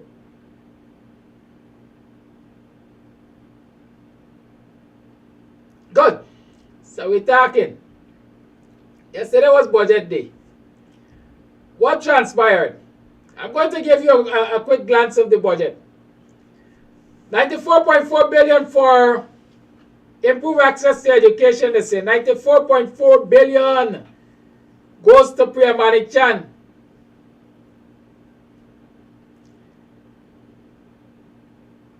They claim that the 20,000 scholarships which were promised will be achieved this year. Remember, they promised 20,000 scholarships, and they're trying to make the number through the GOLD program. That scholarships to reputable universities. Most of them are in India. 584 million for Small Business Bureau and the Small Business Development Fund. You all know about the SBB, the Small Business Bureau? Yeah, that agency is supposed to aid small and medium entrepreneurs in providing training and access to capital and so on.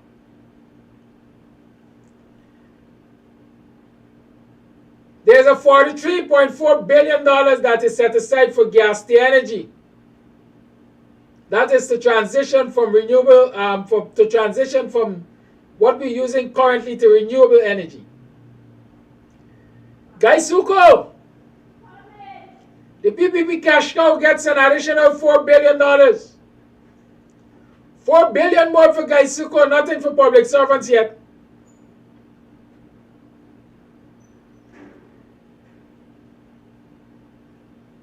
They say, according to the budget, the Guyanese economy grew by 62.3% in 2022. And so I ask the question, if the economy grew by 62.3% in 2022, is 8% increase of public servants reasonable? I'm just asking, I don't know the answer. Right? And the long and short of it all, they say, listen, budget 2023 is going to improve the livelihoods of Guyanese, spur investment, and make things better. I don't know if you believe it, but I certainly don't. Do you see anything that is really, anything that really gives you hope that budget 2023 is going to change your lives for the better?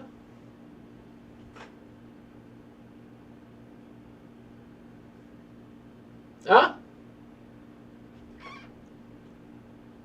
Rondelaine is also already assuming that that big budget for Priyamanichan ministry means that the schools that were burnt are going to be rebuilt. Rhonda, I am not holding my breath.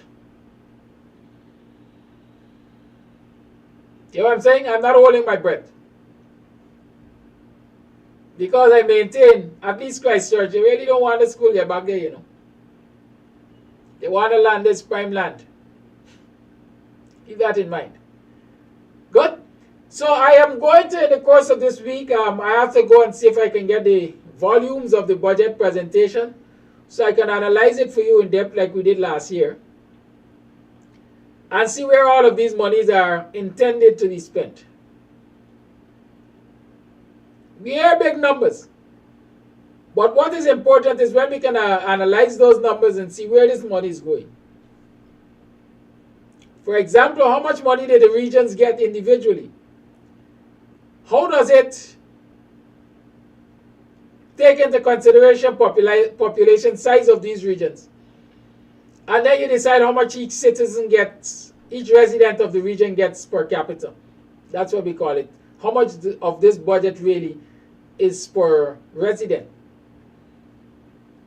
And so I'm anticipating, like happened last year, smaller regions which are known to support the PPP, the residents will get more than larger regions which are not necessarily PPP supporters. Keep that in mind. And there are lots of other things I'm going to be looking for. We're going to talk about it. 10 minutes past the 8 o'clock hour. Let's open up the lines. Let's open the lines. You got an entire hour or so to talk. Let's do that. Of course, I will chime in here and there about other stuff, but yeah, the lines are now open. 6225933 is the number to call. You tune to the Guyanese Morning Time. It's the morning after Budget 2023. You can tell me what you were disappointed about in the budget presentation or what you expect, what you anticipate. But definitely we can talk about what's happening in the PNC and how we intend to fix this thing going forward in this election year. And of course, there are all those other outstanding issues which we have spoken about between yesterday and today, and issues that were brought over from last week and so on. Let's talk.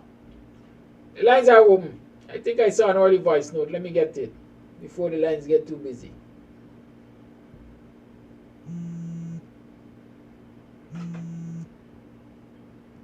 Call your live.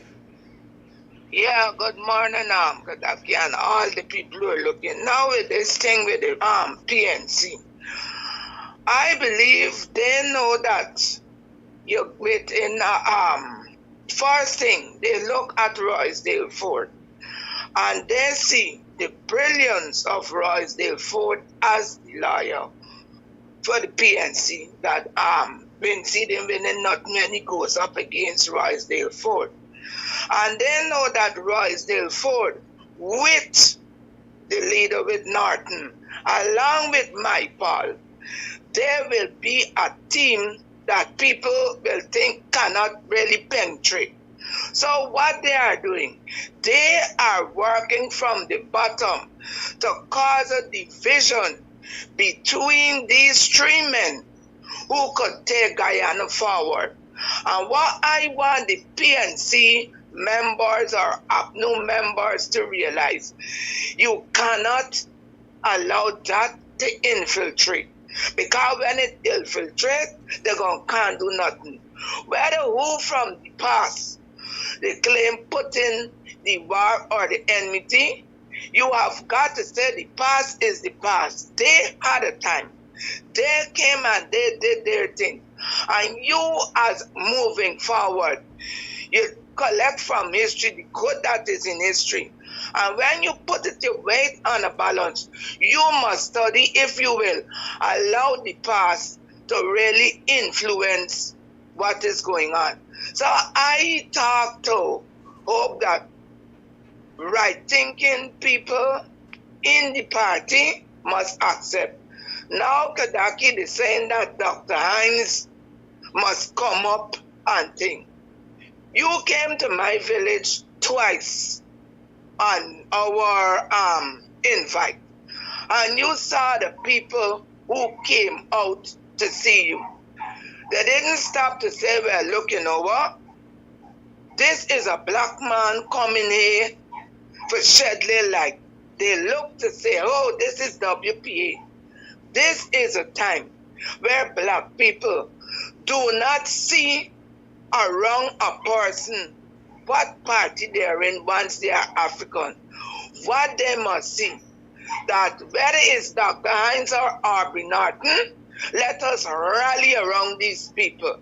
Because if we rally around them, we stand to share a better faction. We stand to have them in power who could stop the land bleed, the financial bleed, and all the bleed that is in us.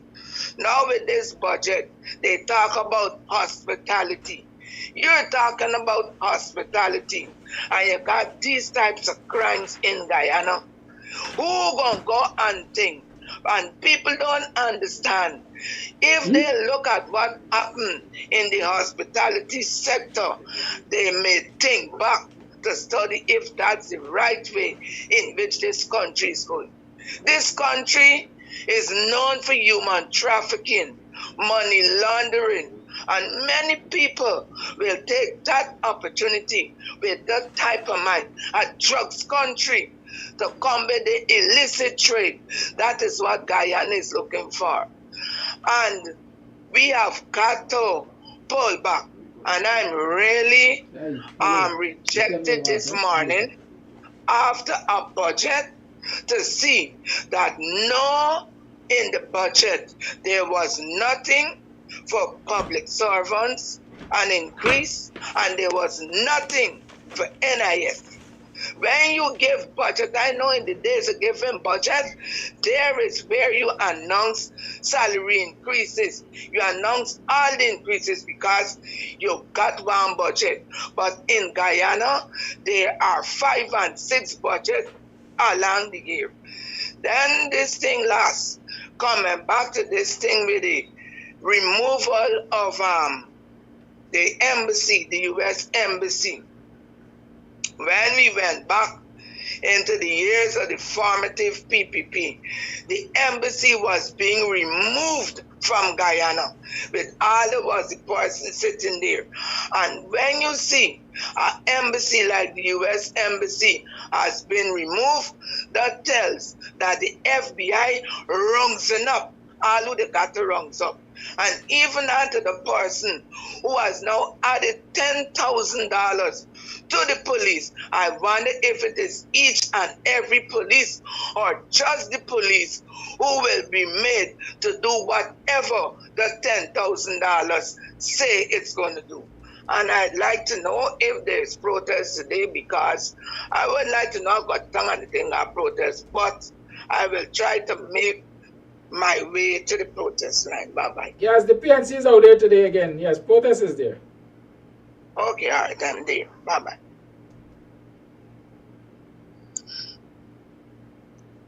The lines remain open. 6225933 is the number to call.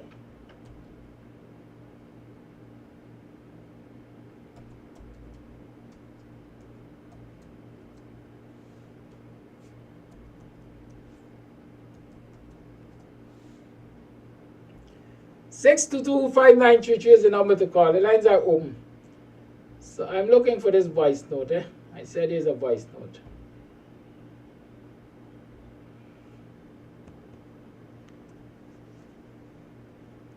Some voice notes don't get loaded on the computer. I don't know why. I guess those people are special.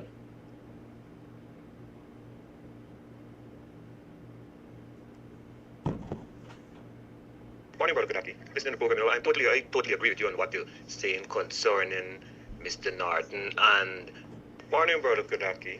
Listening to the program, I totally agree with you on what you're saying concerning Mr. Norton and the supporters, especially those in the higher position, to rally around him and try to, nobody's perfect, and you say that every one of them got the little ghost in the closet, and so so I feel that they should do that. But I heard you also claim that if there is any other person that don't have skeleton in their closet, and I feel that Brother Sharma Solomon is one of those persons that stand out, that don't have any skeleton in this closet.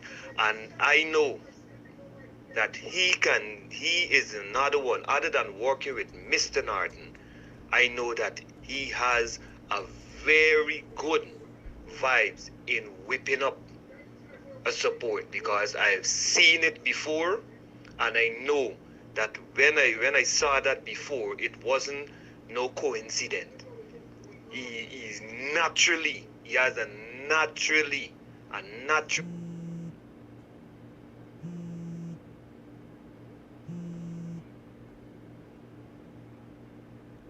Call hold the line. I need to finish this voice note.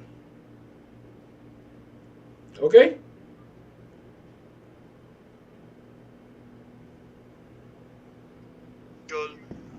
Leadership vibes within him, you know, and that's the only other person. But other than that, I feel that, just as you see, that we should work with Mr. Norton. I mean, he's not doing everything really to, you know, as listening him on programs, and so I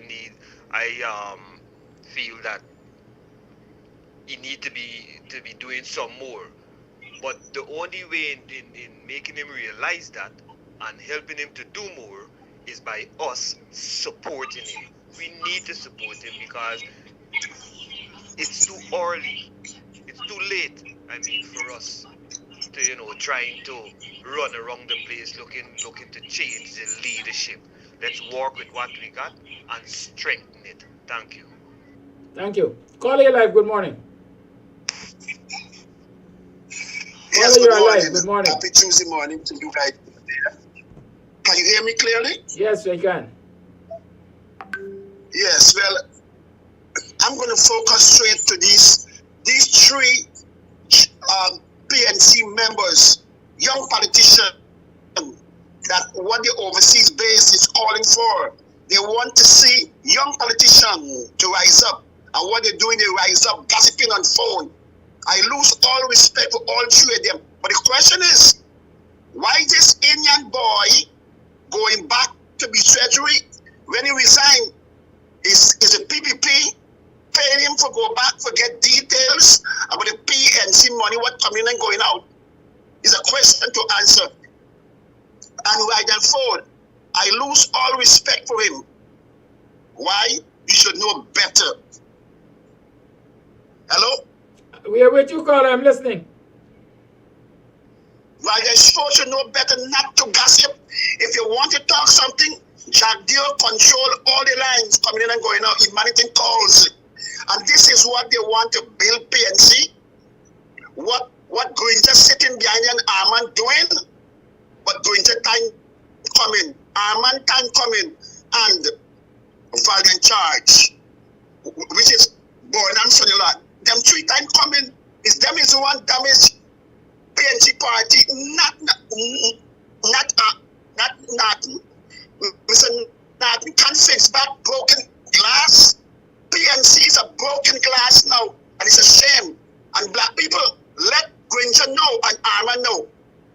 If they put that man out through the door, are you turn over, are you vote for WP? It come. Thank you very much for your time. Thank you for your call. The lines remain open. 6225933 is the number to call.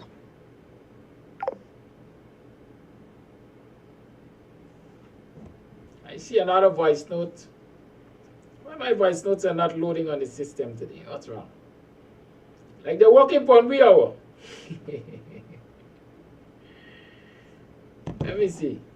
Come on, man.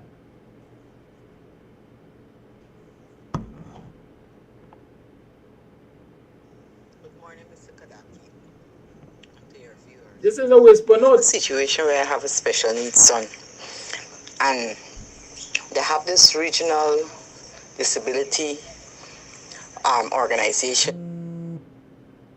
Come on, man. I promise to deal with this issue today. Call it live. Good morning. Yes, good morning to one and all.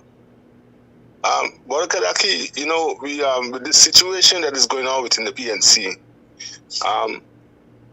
what we experiencing here now again is the unraveling of the PNC party after the demise of Mr. Barnum, right? we're seeing the PNC elitists, all three elitists, they're coming back to displace the ones who they don't like, right? The ones who are more like the late Bonham, the ones who are more for the people and are more in tune to the people, right? But the others who are the big doctors and lawyers and all this, they're all elitist. So the way they try to do, they're trying to push Mr. Norton out the same way they push Mr. Hampton Green out, right? We've seen this is a playbook. We've seen it before, and this has caused the demise of the party for 27 years, and now the last 2 years again, right? But what I'm saying is that like I've said this before, if you can't catch a snake by the head, hold the tail, right? Meaning get rid of all of the enablers, right? Who are enabling this corrupt regime, and who are also in your own party, in your own section, who are trying to hold you back from pushing back against this regime. So all those people are enablers, even in your own party. So you have to get rid of them by all means necessary. They shouldn't be there. I'm talking about these people that you would have mentioned before, right? And a few others over in the US. Right? Gone to the other part now with Arby Norton. I have personally seen in my own eyes in the 90s, I think it was 97, Arby Norton was badly dumped into a police vehicle, a pickup truck, at the back of the pickup truck, right? So what that means is that at the time when all the protesting were going on, right, he was in the middle of it, right? And he was one of the progressives, and he wasn't afraid of anything, right? So all of a sudden now, he has these same people who are advising him not to hit the streets and all these kind of things. But what he needs to do is show these same people, these same naysayers and the enablers, that he do have the people behind him. So he needs to jump on the streets with the people. He needs to announce to his people, right? Because I'm sure most of the people in the coalition, they would support him because they see him as a strong leader. He needs to let the people know. Talk to a few other leaders, tell them like yourself and others, tell them, listen, we're going to keep a mass protest, and I'm going to be in front of this, and my people will follow me. See, he needs to show the people, show everyone that he has the support of the people. If you don't do that, they're going to continue grinding. He's going to continue being compromised, and he's not being compromised in a way and where he's taking a bribe or anything like that.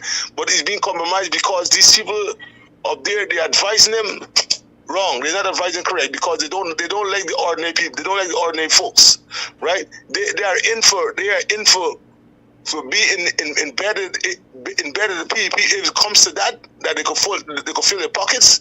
These elitists, they will do that. So they see that Mr. Norton is not someone like that who's going to do that. He's more grounded. So he needs to call his people, call other political leaders that are in line with him, and tell them, let us hit the street. And he needs to do this pronto. I'm going to show a little example in the US here. Mr. Trump, who the former leader of the country, he, as far as I'm concerned, he is a political, social, and intellectual lightweight compared to Mr. Norton. Because for me, Mr. Trump is a dunce. But he just surrounded himself with the right people who showed him how to win. Really, he has no idea. He don't have any idea about politics, right? That's why he's making so many mistakes, right? But he has the right people around him that are showing him, and he has the main thing. He has the 3/4 or 80% of the white wing of the country behind him, right? Whether he influenced them by spreading racist narrative or whatever he's doing, but he's doing whatever he's doing by the advice of his advisors to do so, and he have the people behind, and that's what have him standing in the US till now. Because even the people in his own party, they don't like him because they realize that he's pulling them down. But he have the people, right? So that's what Mr. North needs to do. He needs to show that he has the people. He needs to go stand on the streets. He needs to call his people out. I say, I'm here. Y'all come and stand with me, and let's have mass protests. That's what needs to be done. That's what I say. Thank you. Thank you for your call.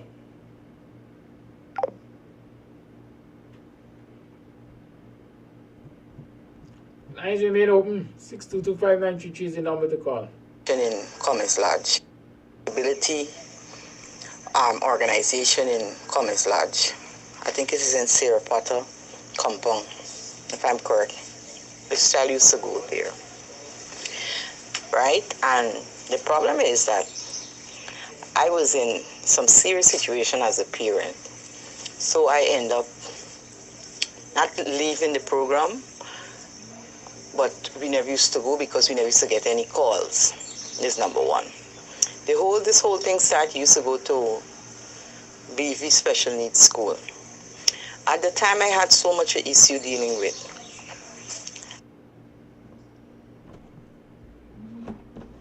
I'll call this person and talk with them directly. Y'all don't worry yourself. Call it live. Good morning. Good morning. The only thing I would want to do this morning is to send a message to Norton. I would not condemn him for the stand that he takes so far, but I would ask him, the first thing you need to do is to get out to the people. The people of Moko have a protest there on those lands to let the PPP know that we would not stop. And that would be a start for Norton's fitting himself back into the seat of power. We should not be worrying about the big fights within the party, because if you keep fighting your own, then is there a chance for you to lead? No. We need to get away from that. But for Norton, please, this is the time for you to stand with the people of this country, to let the PPP know that we would not be giving up. It is overbearing, and it is time for him to get up. We don't need him anymore with these press conferences. He needs to be on the ground, strictly protesting. We don't need any more talk. And with the election that is fighting with, we don't even need no election. Shut the country down. That's the only time we can get anything. Thank you. Thank you for your call.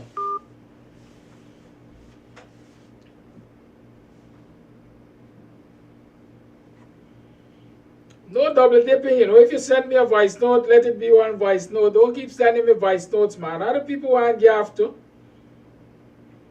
Other people would like to hear their views too.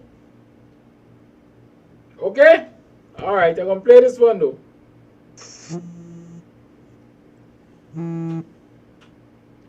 Call it live, good morning.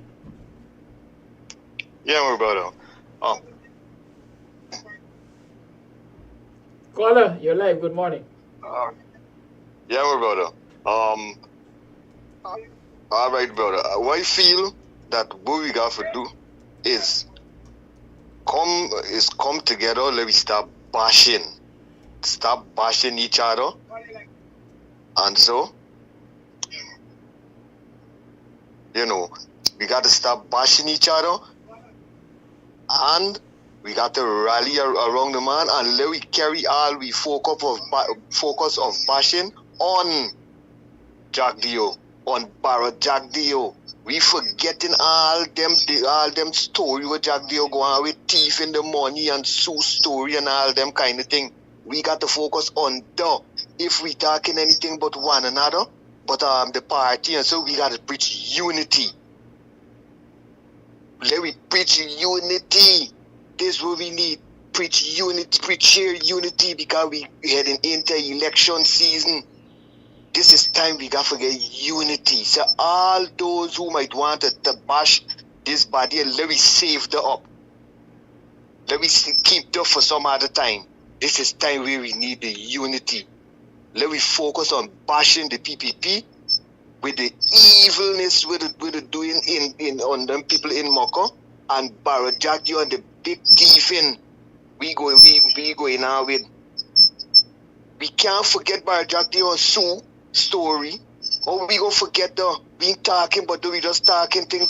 We need division in this coalition right now. We don't need division in the coalition right now. We don't need that. Them things will go on, but some sign blank check and all kind of thing. Them things petty things compared to what Jack they go on with. We inherit with we own ears. We inherit with we own ears by Jack you selling out the country. Sue got big, you got to talk to Sue for get contracts and all them kind of thing. What we really going on with? This is not time for no division in the coalition. So all the people that were coming on the live, let me focus on attacking the evilness of the PPP. Thank you, brother. Thank you for your After call. double dip.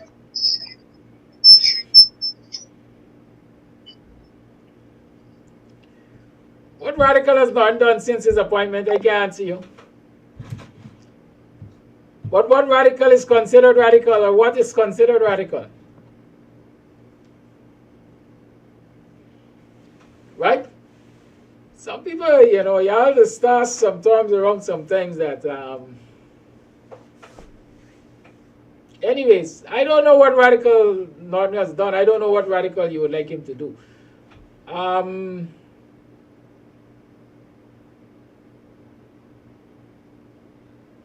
I saw a comment that I want to spend a couple minutes on. Junior Bovell, why more people should protest? Y'all protest in your own area.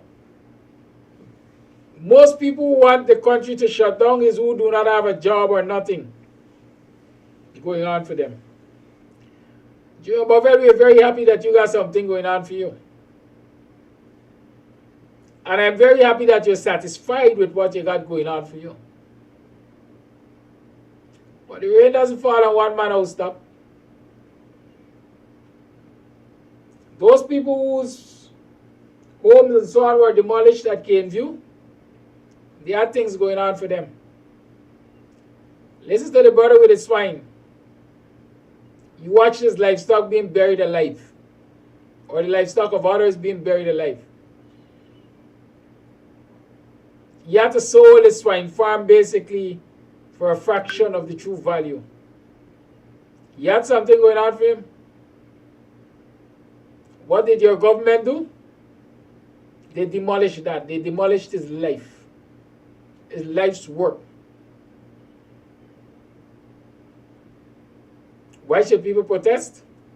So that it doesn't happen to others in the near future.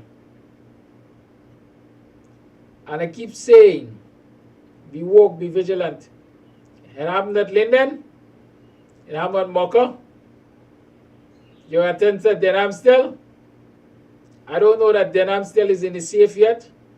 I don't know that Paradise, Dazzle Scheme, Victoria, Anns Grove, Bachelor's Adventure, Melanie, I don't know that they're in the safe, you know.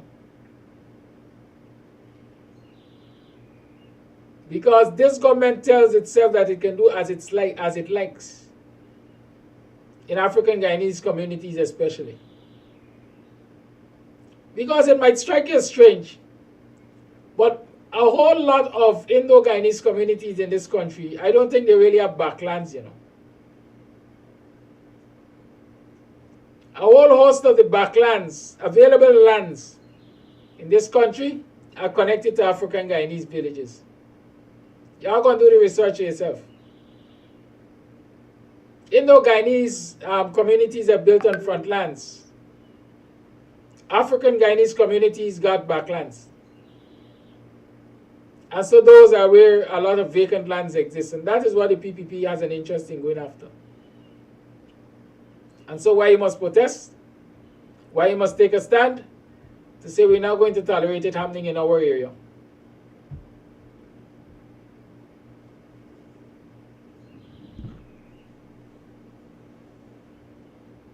I see a voice note.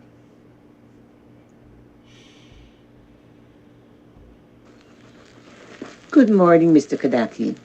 Everyone wants to be sheriff and no one wants to be the deputy. As you rightly said, it is all about self-aggrandizement. They are not respecting the will of the people. From the start, no one wanted to work with Mr. Norton, and now they are sitting on the sidelines and doing things to make him fail. But in the long run, the people will suffer. Our people will suffer. Give the man an opportunity, work with him, and if he fails, they have the right to seek someone else. Mr. Norton is not perfect. Which leader is? It takes a village. One failure is not life or death. The village should be there to lend support. Granger did some good things, but they are overshadowed by what he did with handing over the country to the PPP on a silver platter. Yet people in his camp are showing no support for Mr. Norton and expect everything to be perfect. Why folks think that Ford or Mahi Paul could lead the PNC? The people don't think they can do it. They did not put them as leader. Ford is a hypocrite. He was given the position by Mr. Norton, but is undermining him.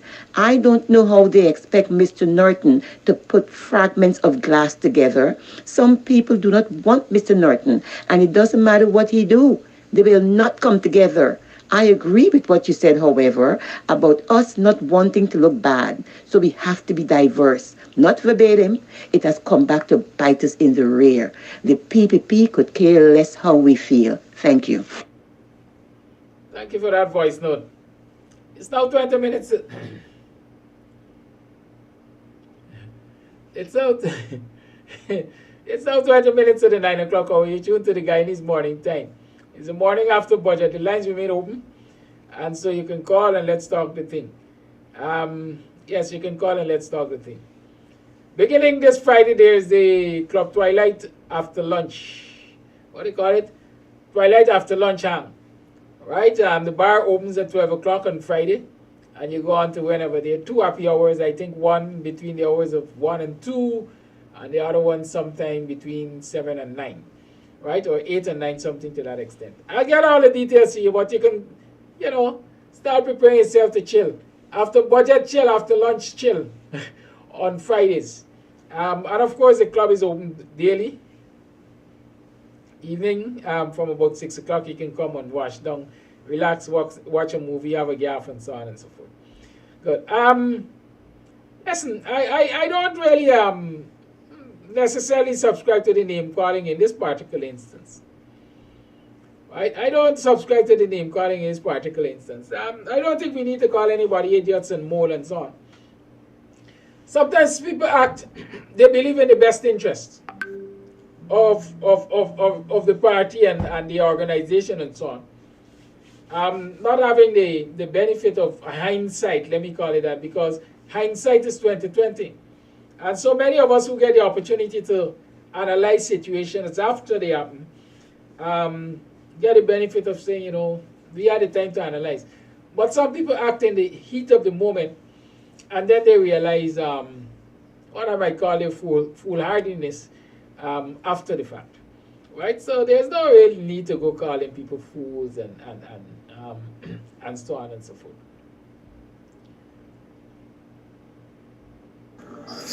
Kadaki, morning. All parties would have problems. If we paid attention to the voting for the Speaker of the U.S. Senate recently, they had 15 rounds of voting. Republicans stood hard against Kevin McCarthy. In the end, they prevailed, and what will happen? The GOP will work together after that. And so even though there's this infighting in the PNC, I believe after the dust is settled, like so many callers have been advancing, they need to come together and work together because there is one common enemy, and that is the PPP. I think what is happening right now, persons are fed up. They really thought that Norton was such a different option to Harmon. He would have been more militant. There would have been a more forceful opposition. And for me and so many of us, I think the straw that broke the camel back is when we see the atrocities meted out to the people of Mocha. It was like you were so powerless against the PPP. So what difference does Mr. Norton's leadership bring compared to a Harmon leadership? Yes, there are successes that Mr. Norton has under his belt. Unlike his predecessor, he is grounding, he is touching the ground. He is vocal on many issues, but, what next? What next? And I listen to Politics 101 every time it is on. And even the Dr. Hines on his last show made a profound statement. Dr. Hines said that if the PNC and the opposition does not become more forceful in the face of what happened to Moko, he will have to revisit his engagement with the political opposition. And I think many share the views. And so because the political opposition is so powerless and seem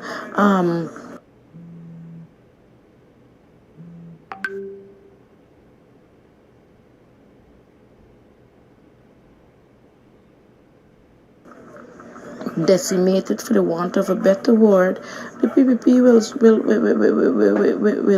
will trod on that, and they will see who are the Judases in the midst, and they will easily seek them out. To say that I can agree that Mursalin goes, I would rather that we have political consensus. Mr. Norton is on record as saying that Mursalin is young and he's prepared to work with him. And I think other than him messing up, you got certain political prices that parties will have to pay. You have certain optics that you need to be mindful of. And I would give Mursalin a chance, because take Mursalin out of the equation, I don't think all the Judases are out. And that is a fact, and it is something Mr. Norton will have to work with and work around.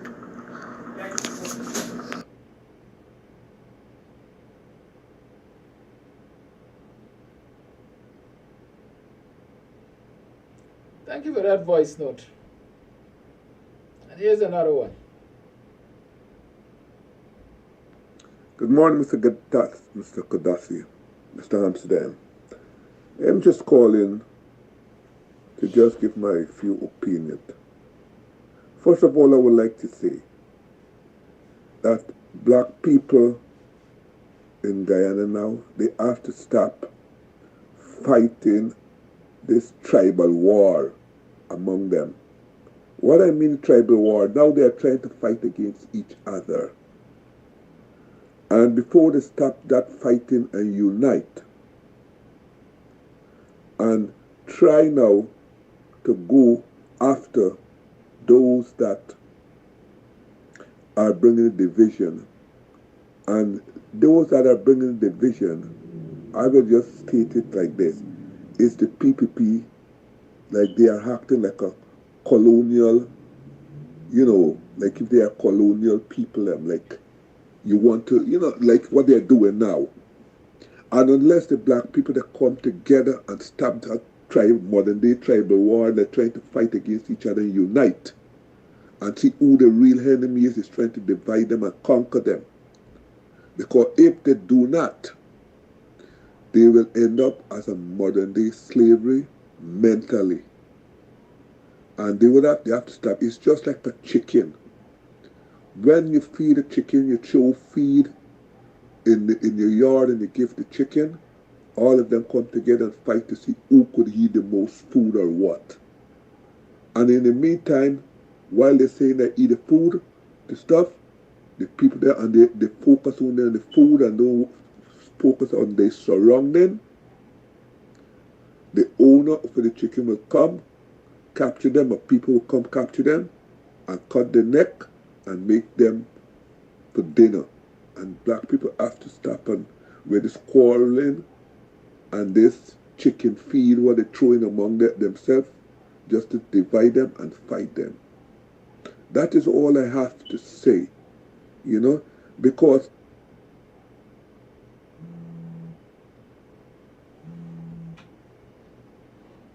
Hello, the line. Yes, Mr. Norton is not perfect. And I was looking at the parliament, and people got to open up their eyes. Only the educated one and the one them that is blind and the one them that is like hypnotized or something will see. Everything that parliament talks about is green, or PPP did this. I mean PNC did that. PNC did not do that right. PNC did not do that right. It's like the PPP that are acting like if they're God, they're perfect. Nothing they does is imperfect. And a country cannot run like that. When you do certain things and you're wrong, you gotta admit, or you gotta show, say you admit. A person that cannot admit what they do is a worse person to live around or a person to deal with. And that is my comment. Caller live, thank you for holding.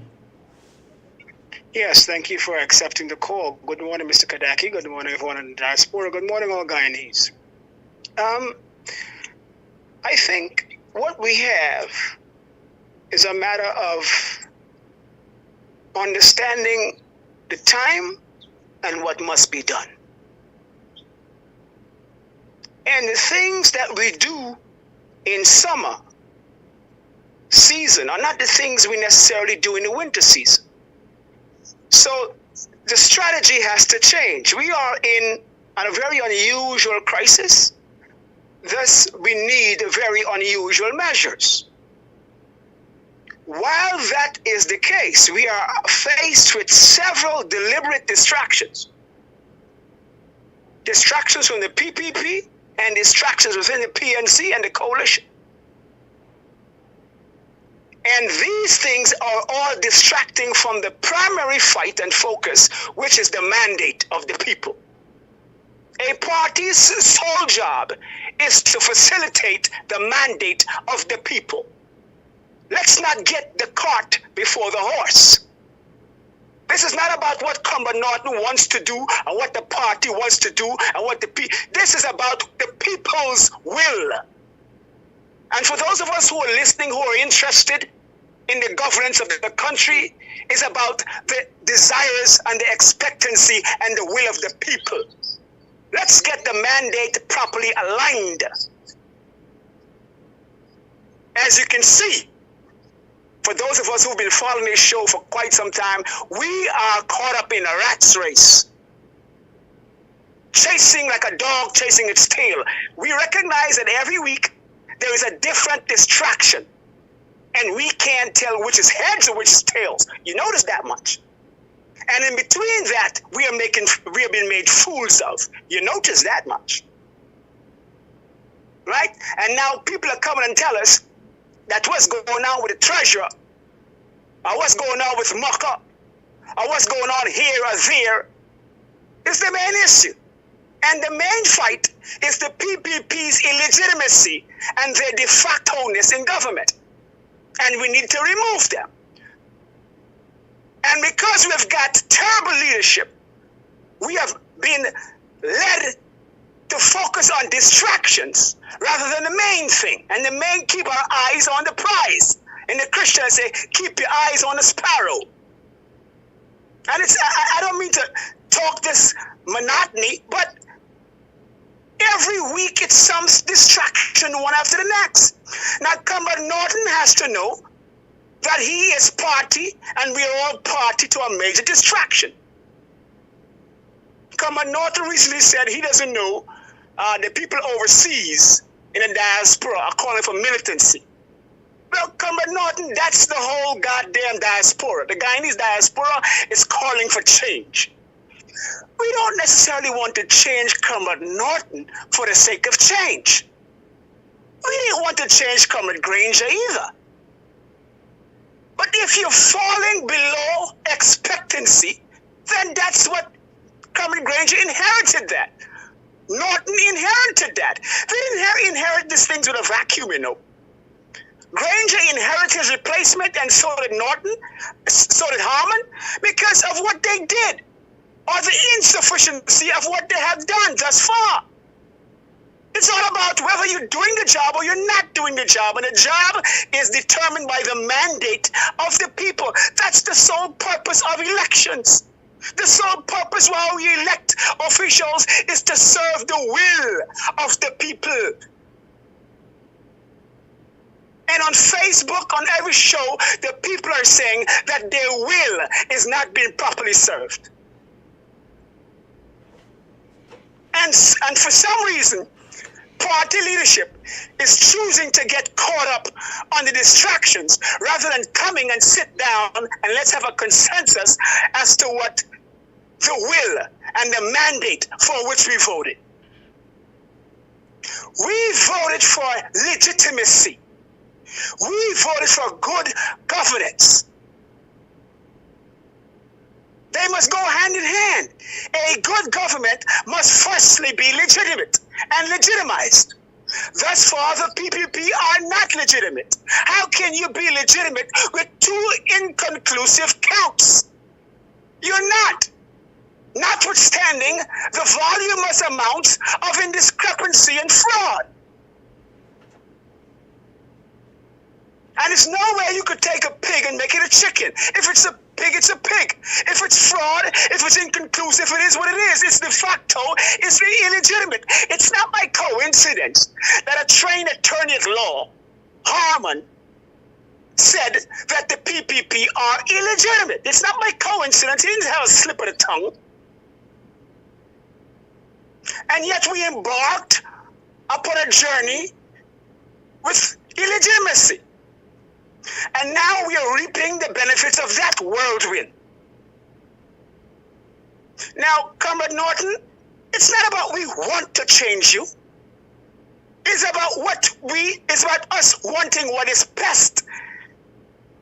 And if you think that not by listening to us, you think that's best, then you must expect the people to react. Because it's not about the celebrity of Comrade Norton or the celebrity of Granger. It's about universal suffrage, having a vote, having a voice. We vote our will for change and good governance. And if we're not getting that, we want the best person to bring that about. And the best thing I could say for Comrade Norton in this rat race that we're all caught up in is to realign ourselves with the mandate of the people.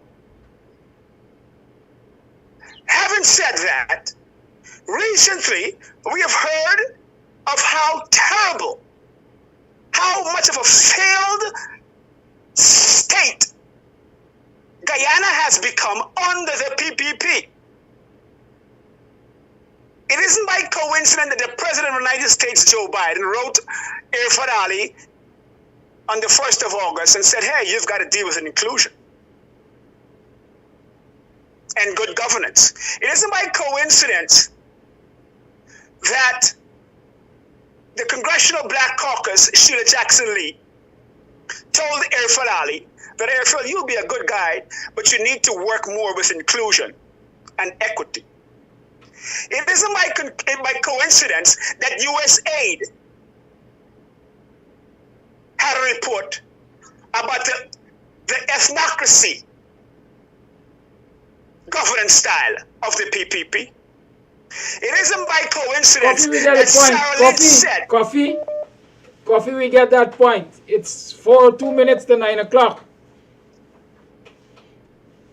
The point is that people need to be keenly aware of the itemized constitutional violations. That's the point. But if people are able to focus on the itemized violations, then they can quantify how disqualified the PPP really are. And because they are that much disqualified, then Aubrey Norton needs to understand, and we need to understand, that we are justified in removing them. So if the people don't properly quantify the specificity, recently, Roxanne George, have you ever heard of justice of the court, of the judiciary branch, coming to complain to the executive branch that the executive branch is dragging its feet on constitutional commissions. Have you ever heard of that? That is that is a symptom of executive decay. When a judicial branch has to come and complain, normally the procedure is that people go out to complain to the courts. Here we see the court is complaining to the executive. Guyana has been turned upside down, and that's what I'm trying to illustrate here. The biggest symptom of that when the judiciary is having to complain to the executive. She said that until these commissions are put in place, we can't have judges. And until judges are put in place, citizens cannot have equity and fair justice in the courts. Okay? These are cornerstones of democracy. And the justice is saying that because of the PPP's governing style, the country is faltering. So I needed to explain that, to say categorically that the PPP are a failure. Thank you, sir. And we must remove them. That's the mandate at this point. Thank you, Once sir. again, thank you for listening. It's 9 o'clock. You're tuned to the Guyanese Morning Time. Voice note. Good morning, Kidaki. Good morning, viewers. I think the people elected Mr. Norton. Since the election, you're not hearing about Van West. You're not hearing about Harmon. The people got to come together and work with Mr. Norton. There is some strategy that they want to get rid of Mr. Norton, so they are doing things for him to feel bad. I think they should work with Mr. Norton, come together. He can't go out there if he's not getting the support.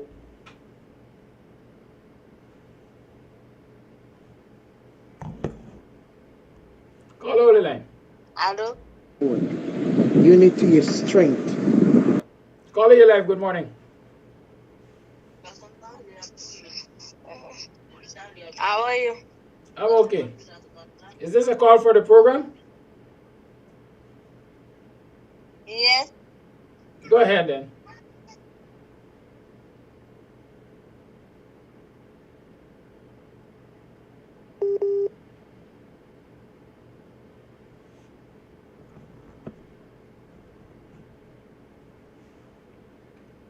All right, this call is having connectivity issues.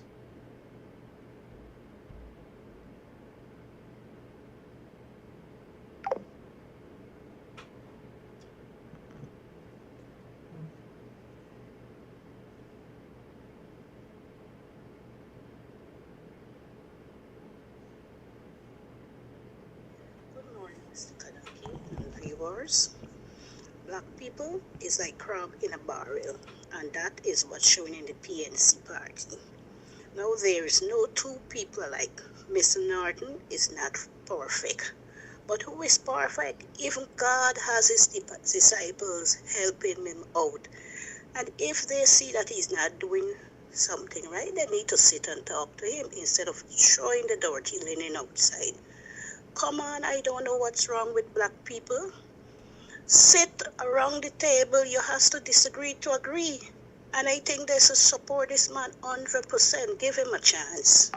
Give him a chance, because no matter who you put there, we all have faults. And with that, togetherness, understanding, unity, that would bring a great difference. Look at the PPP party. They choose Ali. Not everybody agree with him, but they work along with him, and that behavior of them, they will never get back into power. Look around and see what facing us as a people, especially the black people and the lower class of people, they like how they live in, only fighting for position.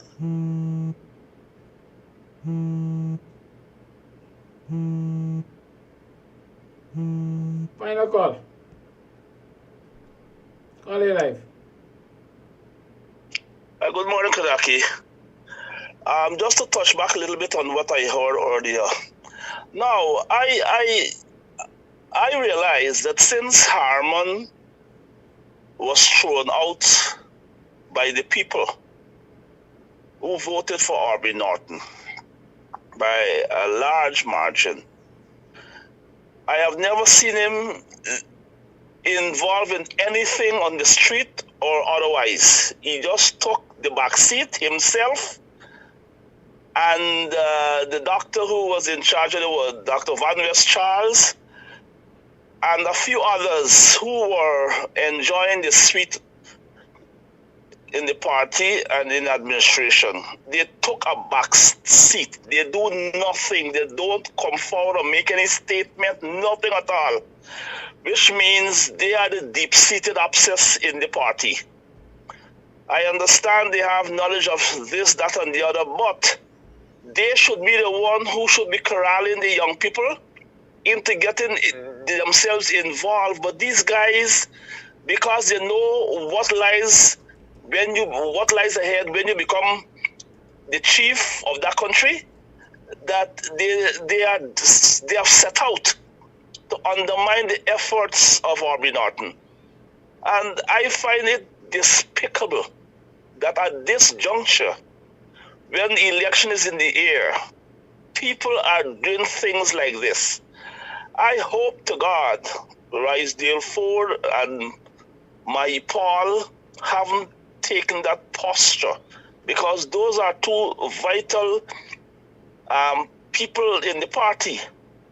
As for the young treasurer from Borbis, he seems to be cascading here and everywhere. I don't know what to say about him, but I know Norton has got to stand firm. But I can see from what is happening on a daily basis that the odds from amongst those upper echelon in the party seem to be against him. And this is really, really sad, because they seem to be taken away from the real issues and focusing on things which are frivolous. They should be focusing on what the PPP is doing to Guyana and Guyanese, especially black people. That's what the focus should be on. Sugate seems to be something of the past. And Jack Dion knows that all they do is they yap their mouths, and when time passes, and these things should be burning fire in Georgetown. But they find it convenient now at this hour of the moment to bring up some nonsensical tape which Jack Dio or somebody may have eavesdropped into, because they got all the technology now. Since you turn on your phone in Georgetown or in Guyana, they can tell you who you're talking to, how long you talk to, what you say or what you didn't say. So we have to guard against that. That is what they have to guard against. And do what is right to get rid of this illegitimate and illegal racist apartheid party. They're not doing anything good for black people. I haven't had a chance to look at the budget, but when I do, I can have my say on that. But for the time being, they need to stay strong. Why are they fragmented? This is not the time for that. There's a time for everything, but this is not the time for fragmentation. Okay, Kadat, you have a wonderful day, and God bless you, man. Thank you, sir.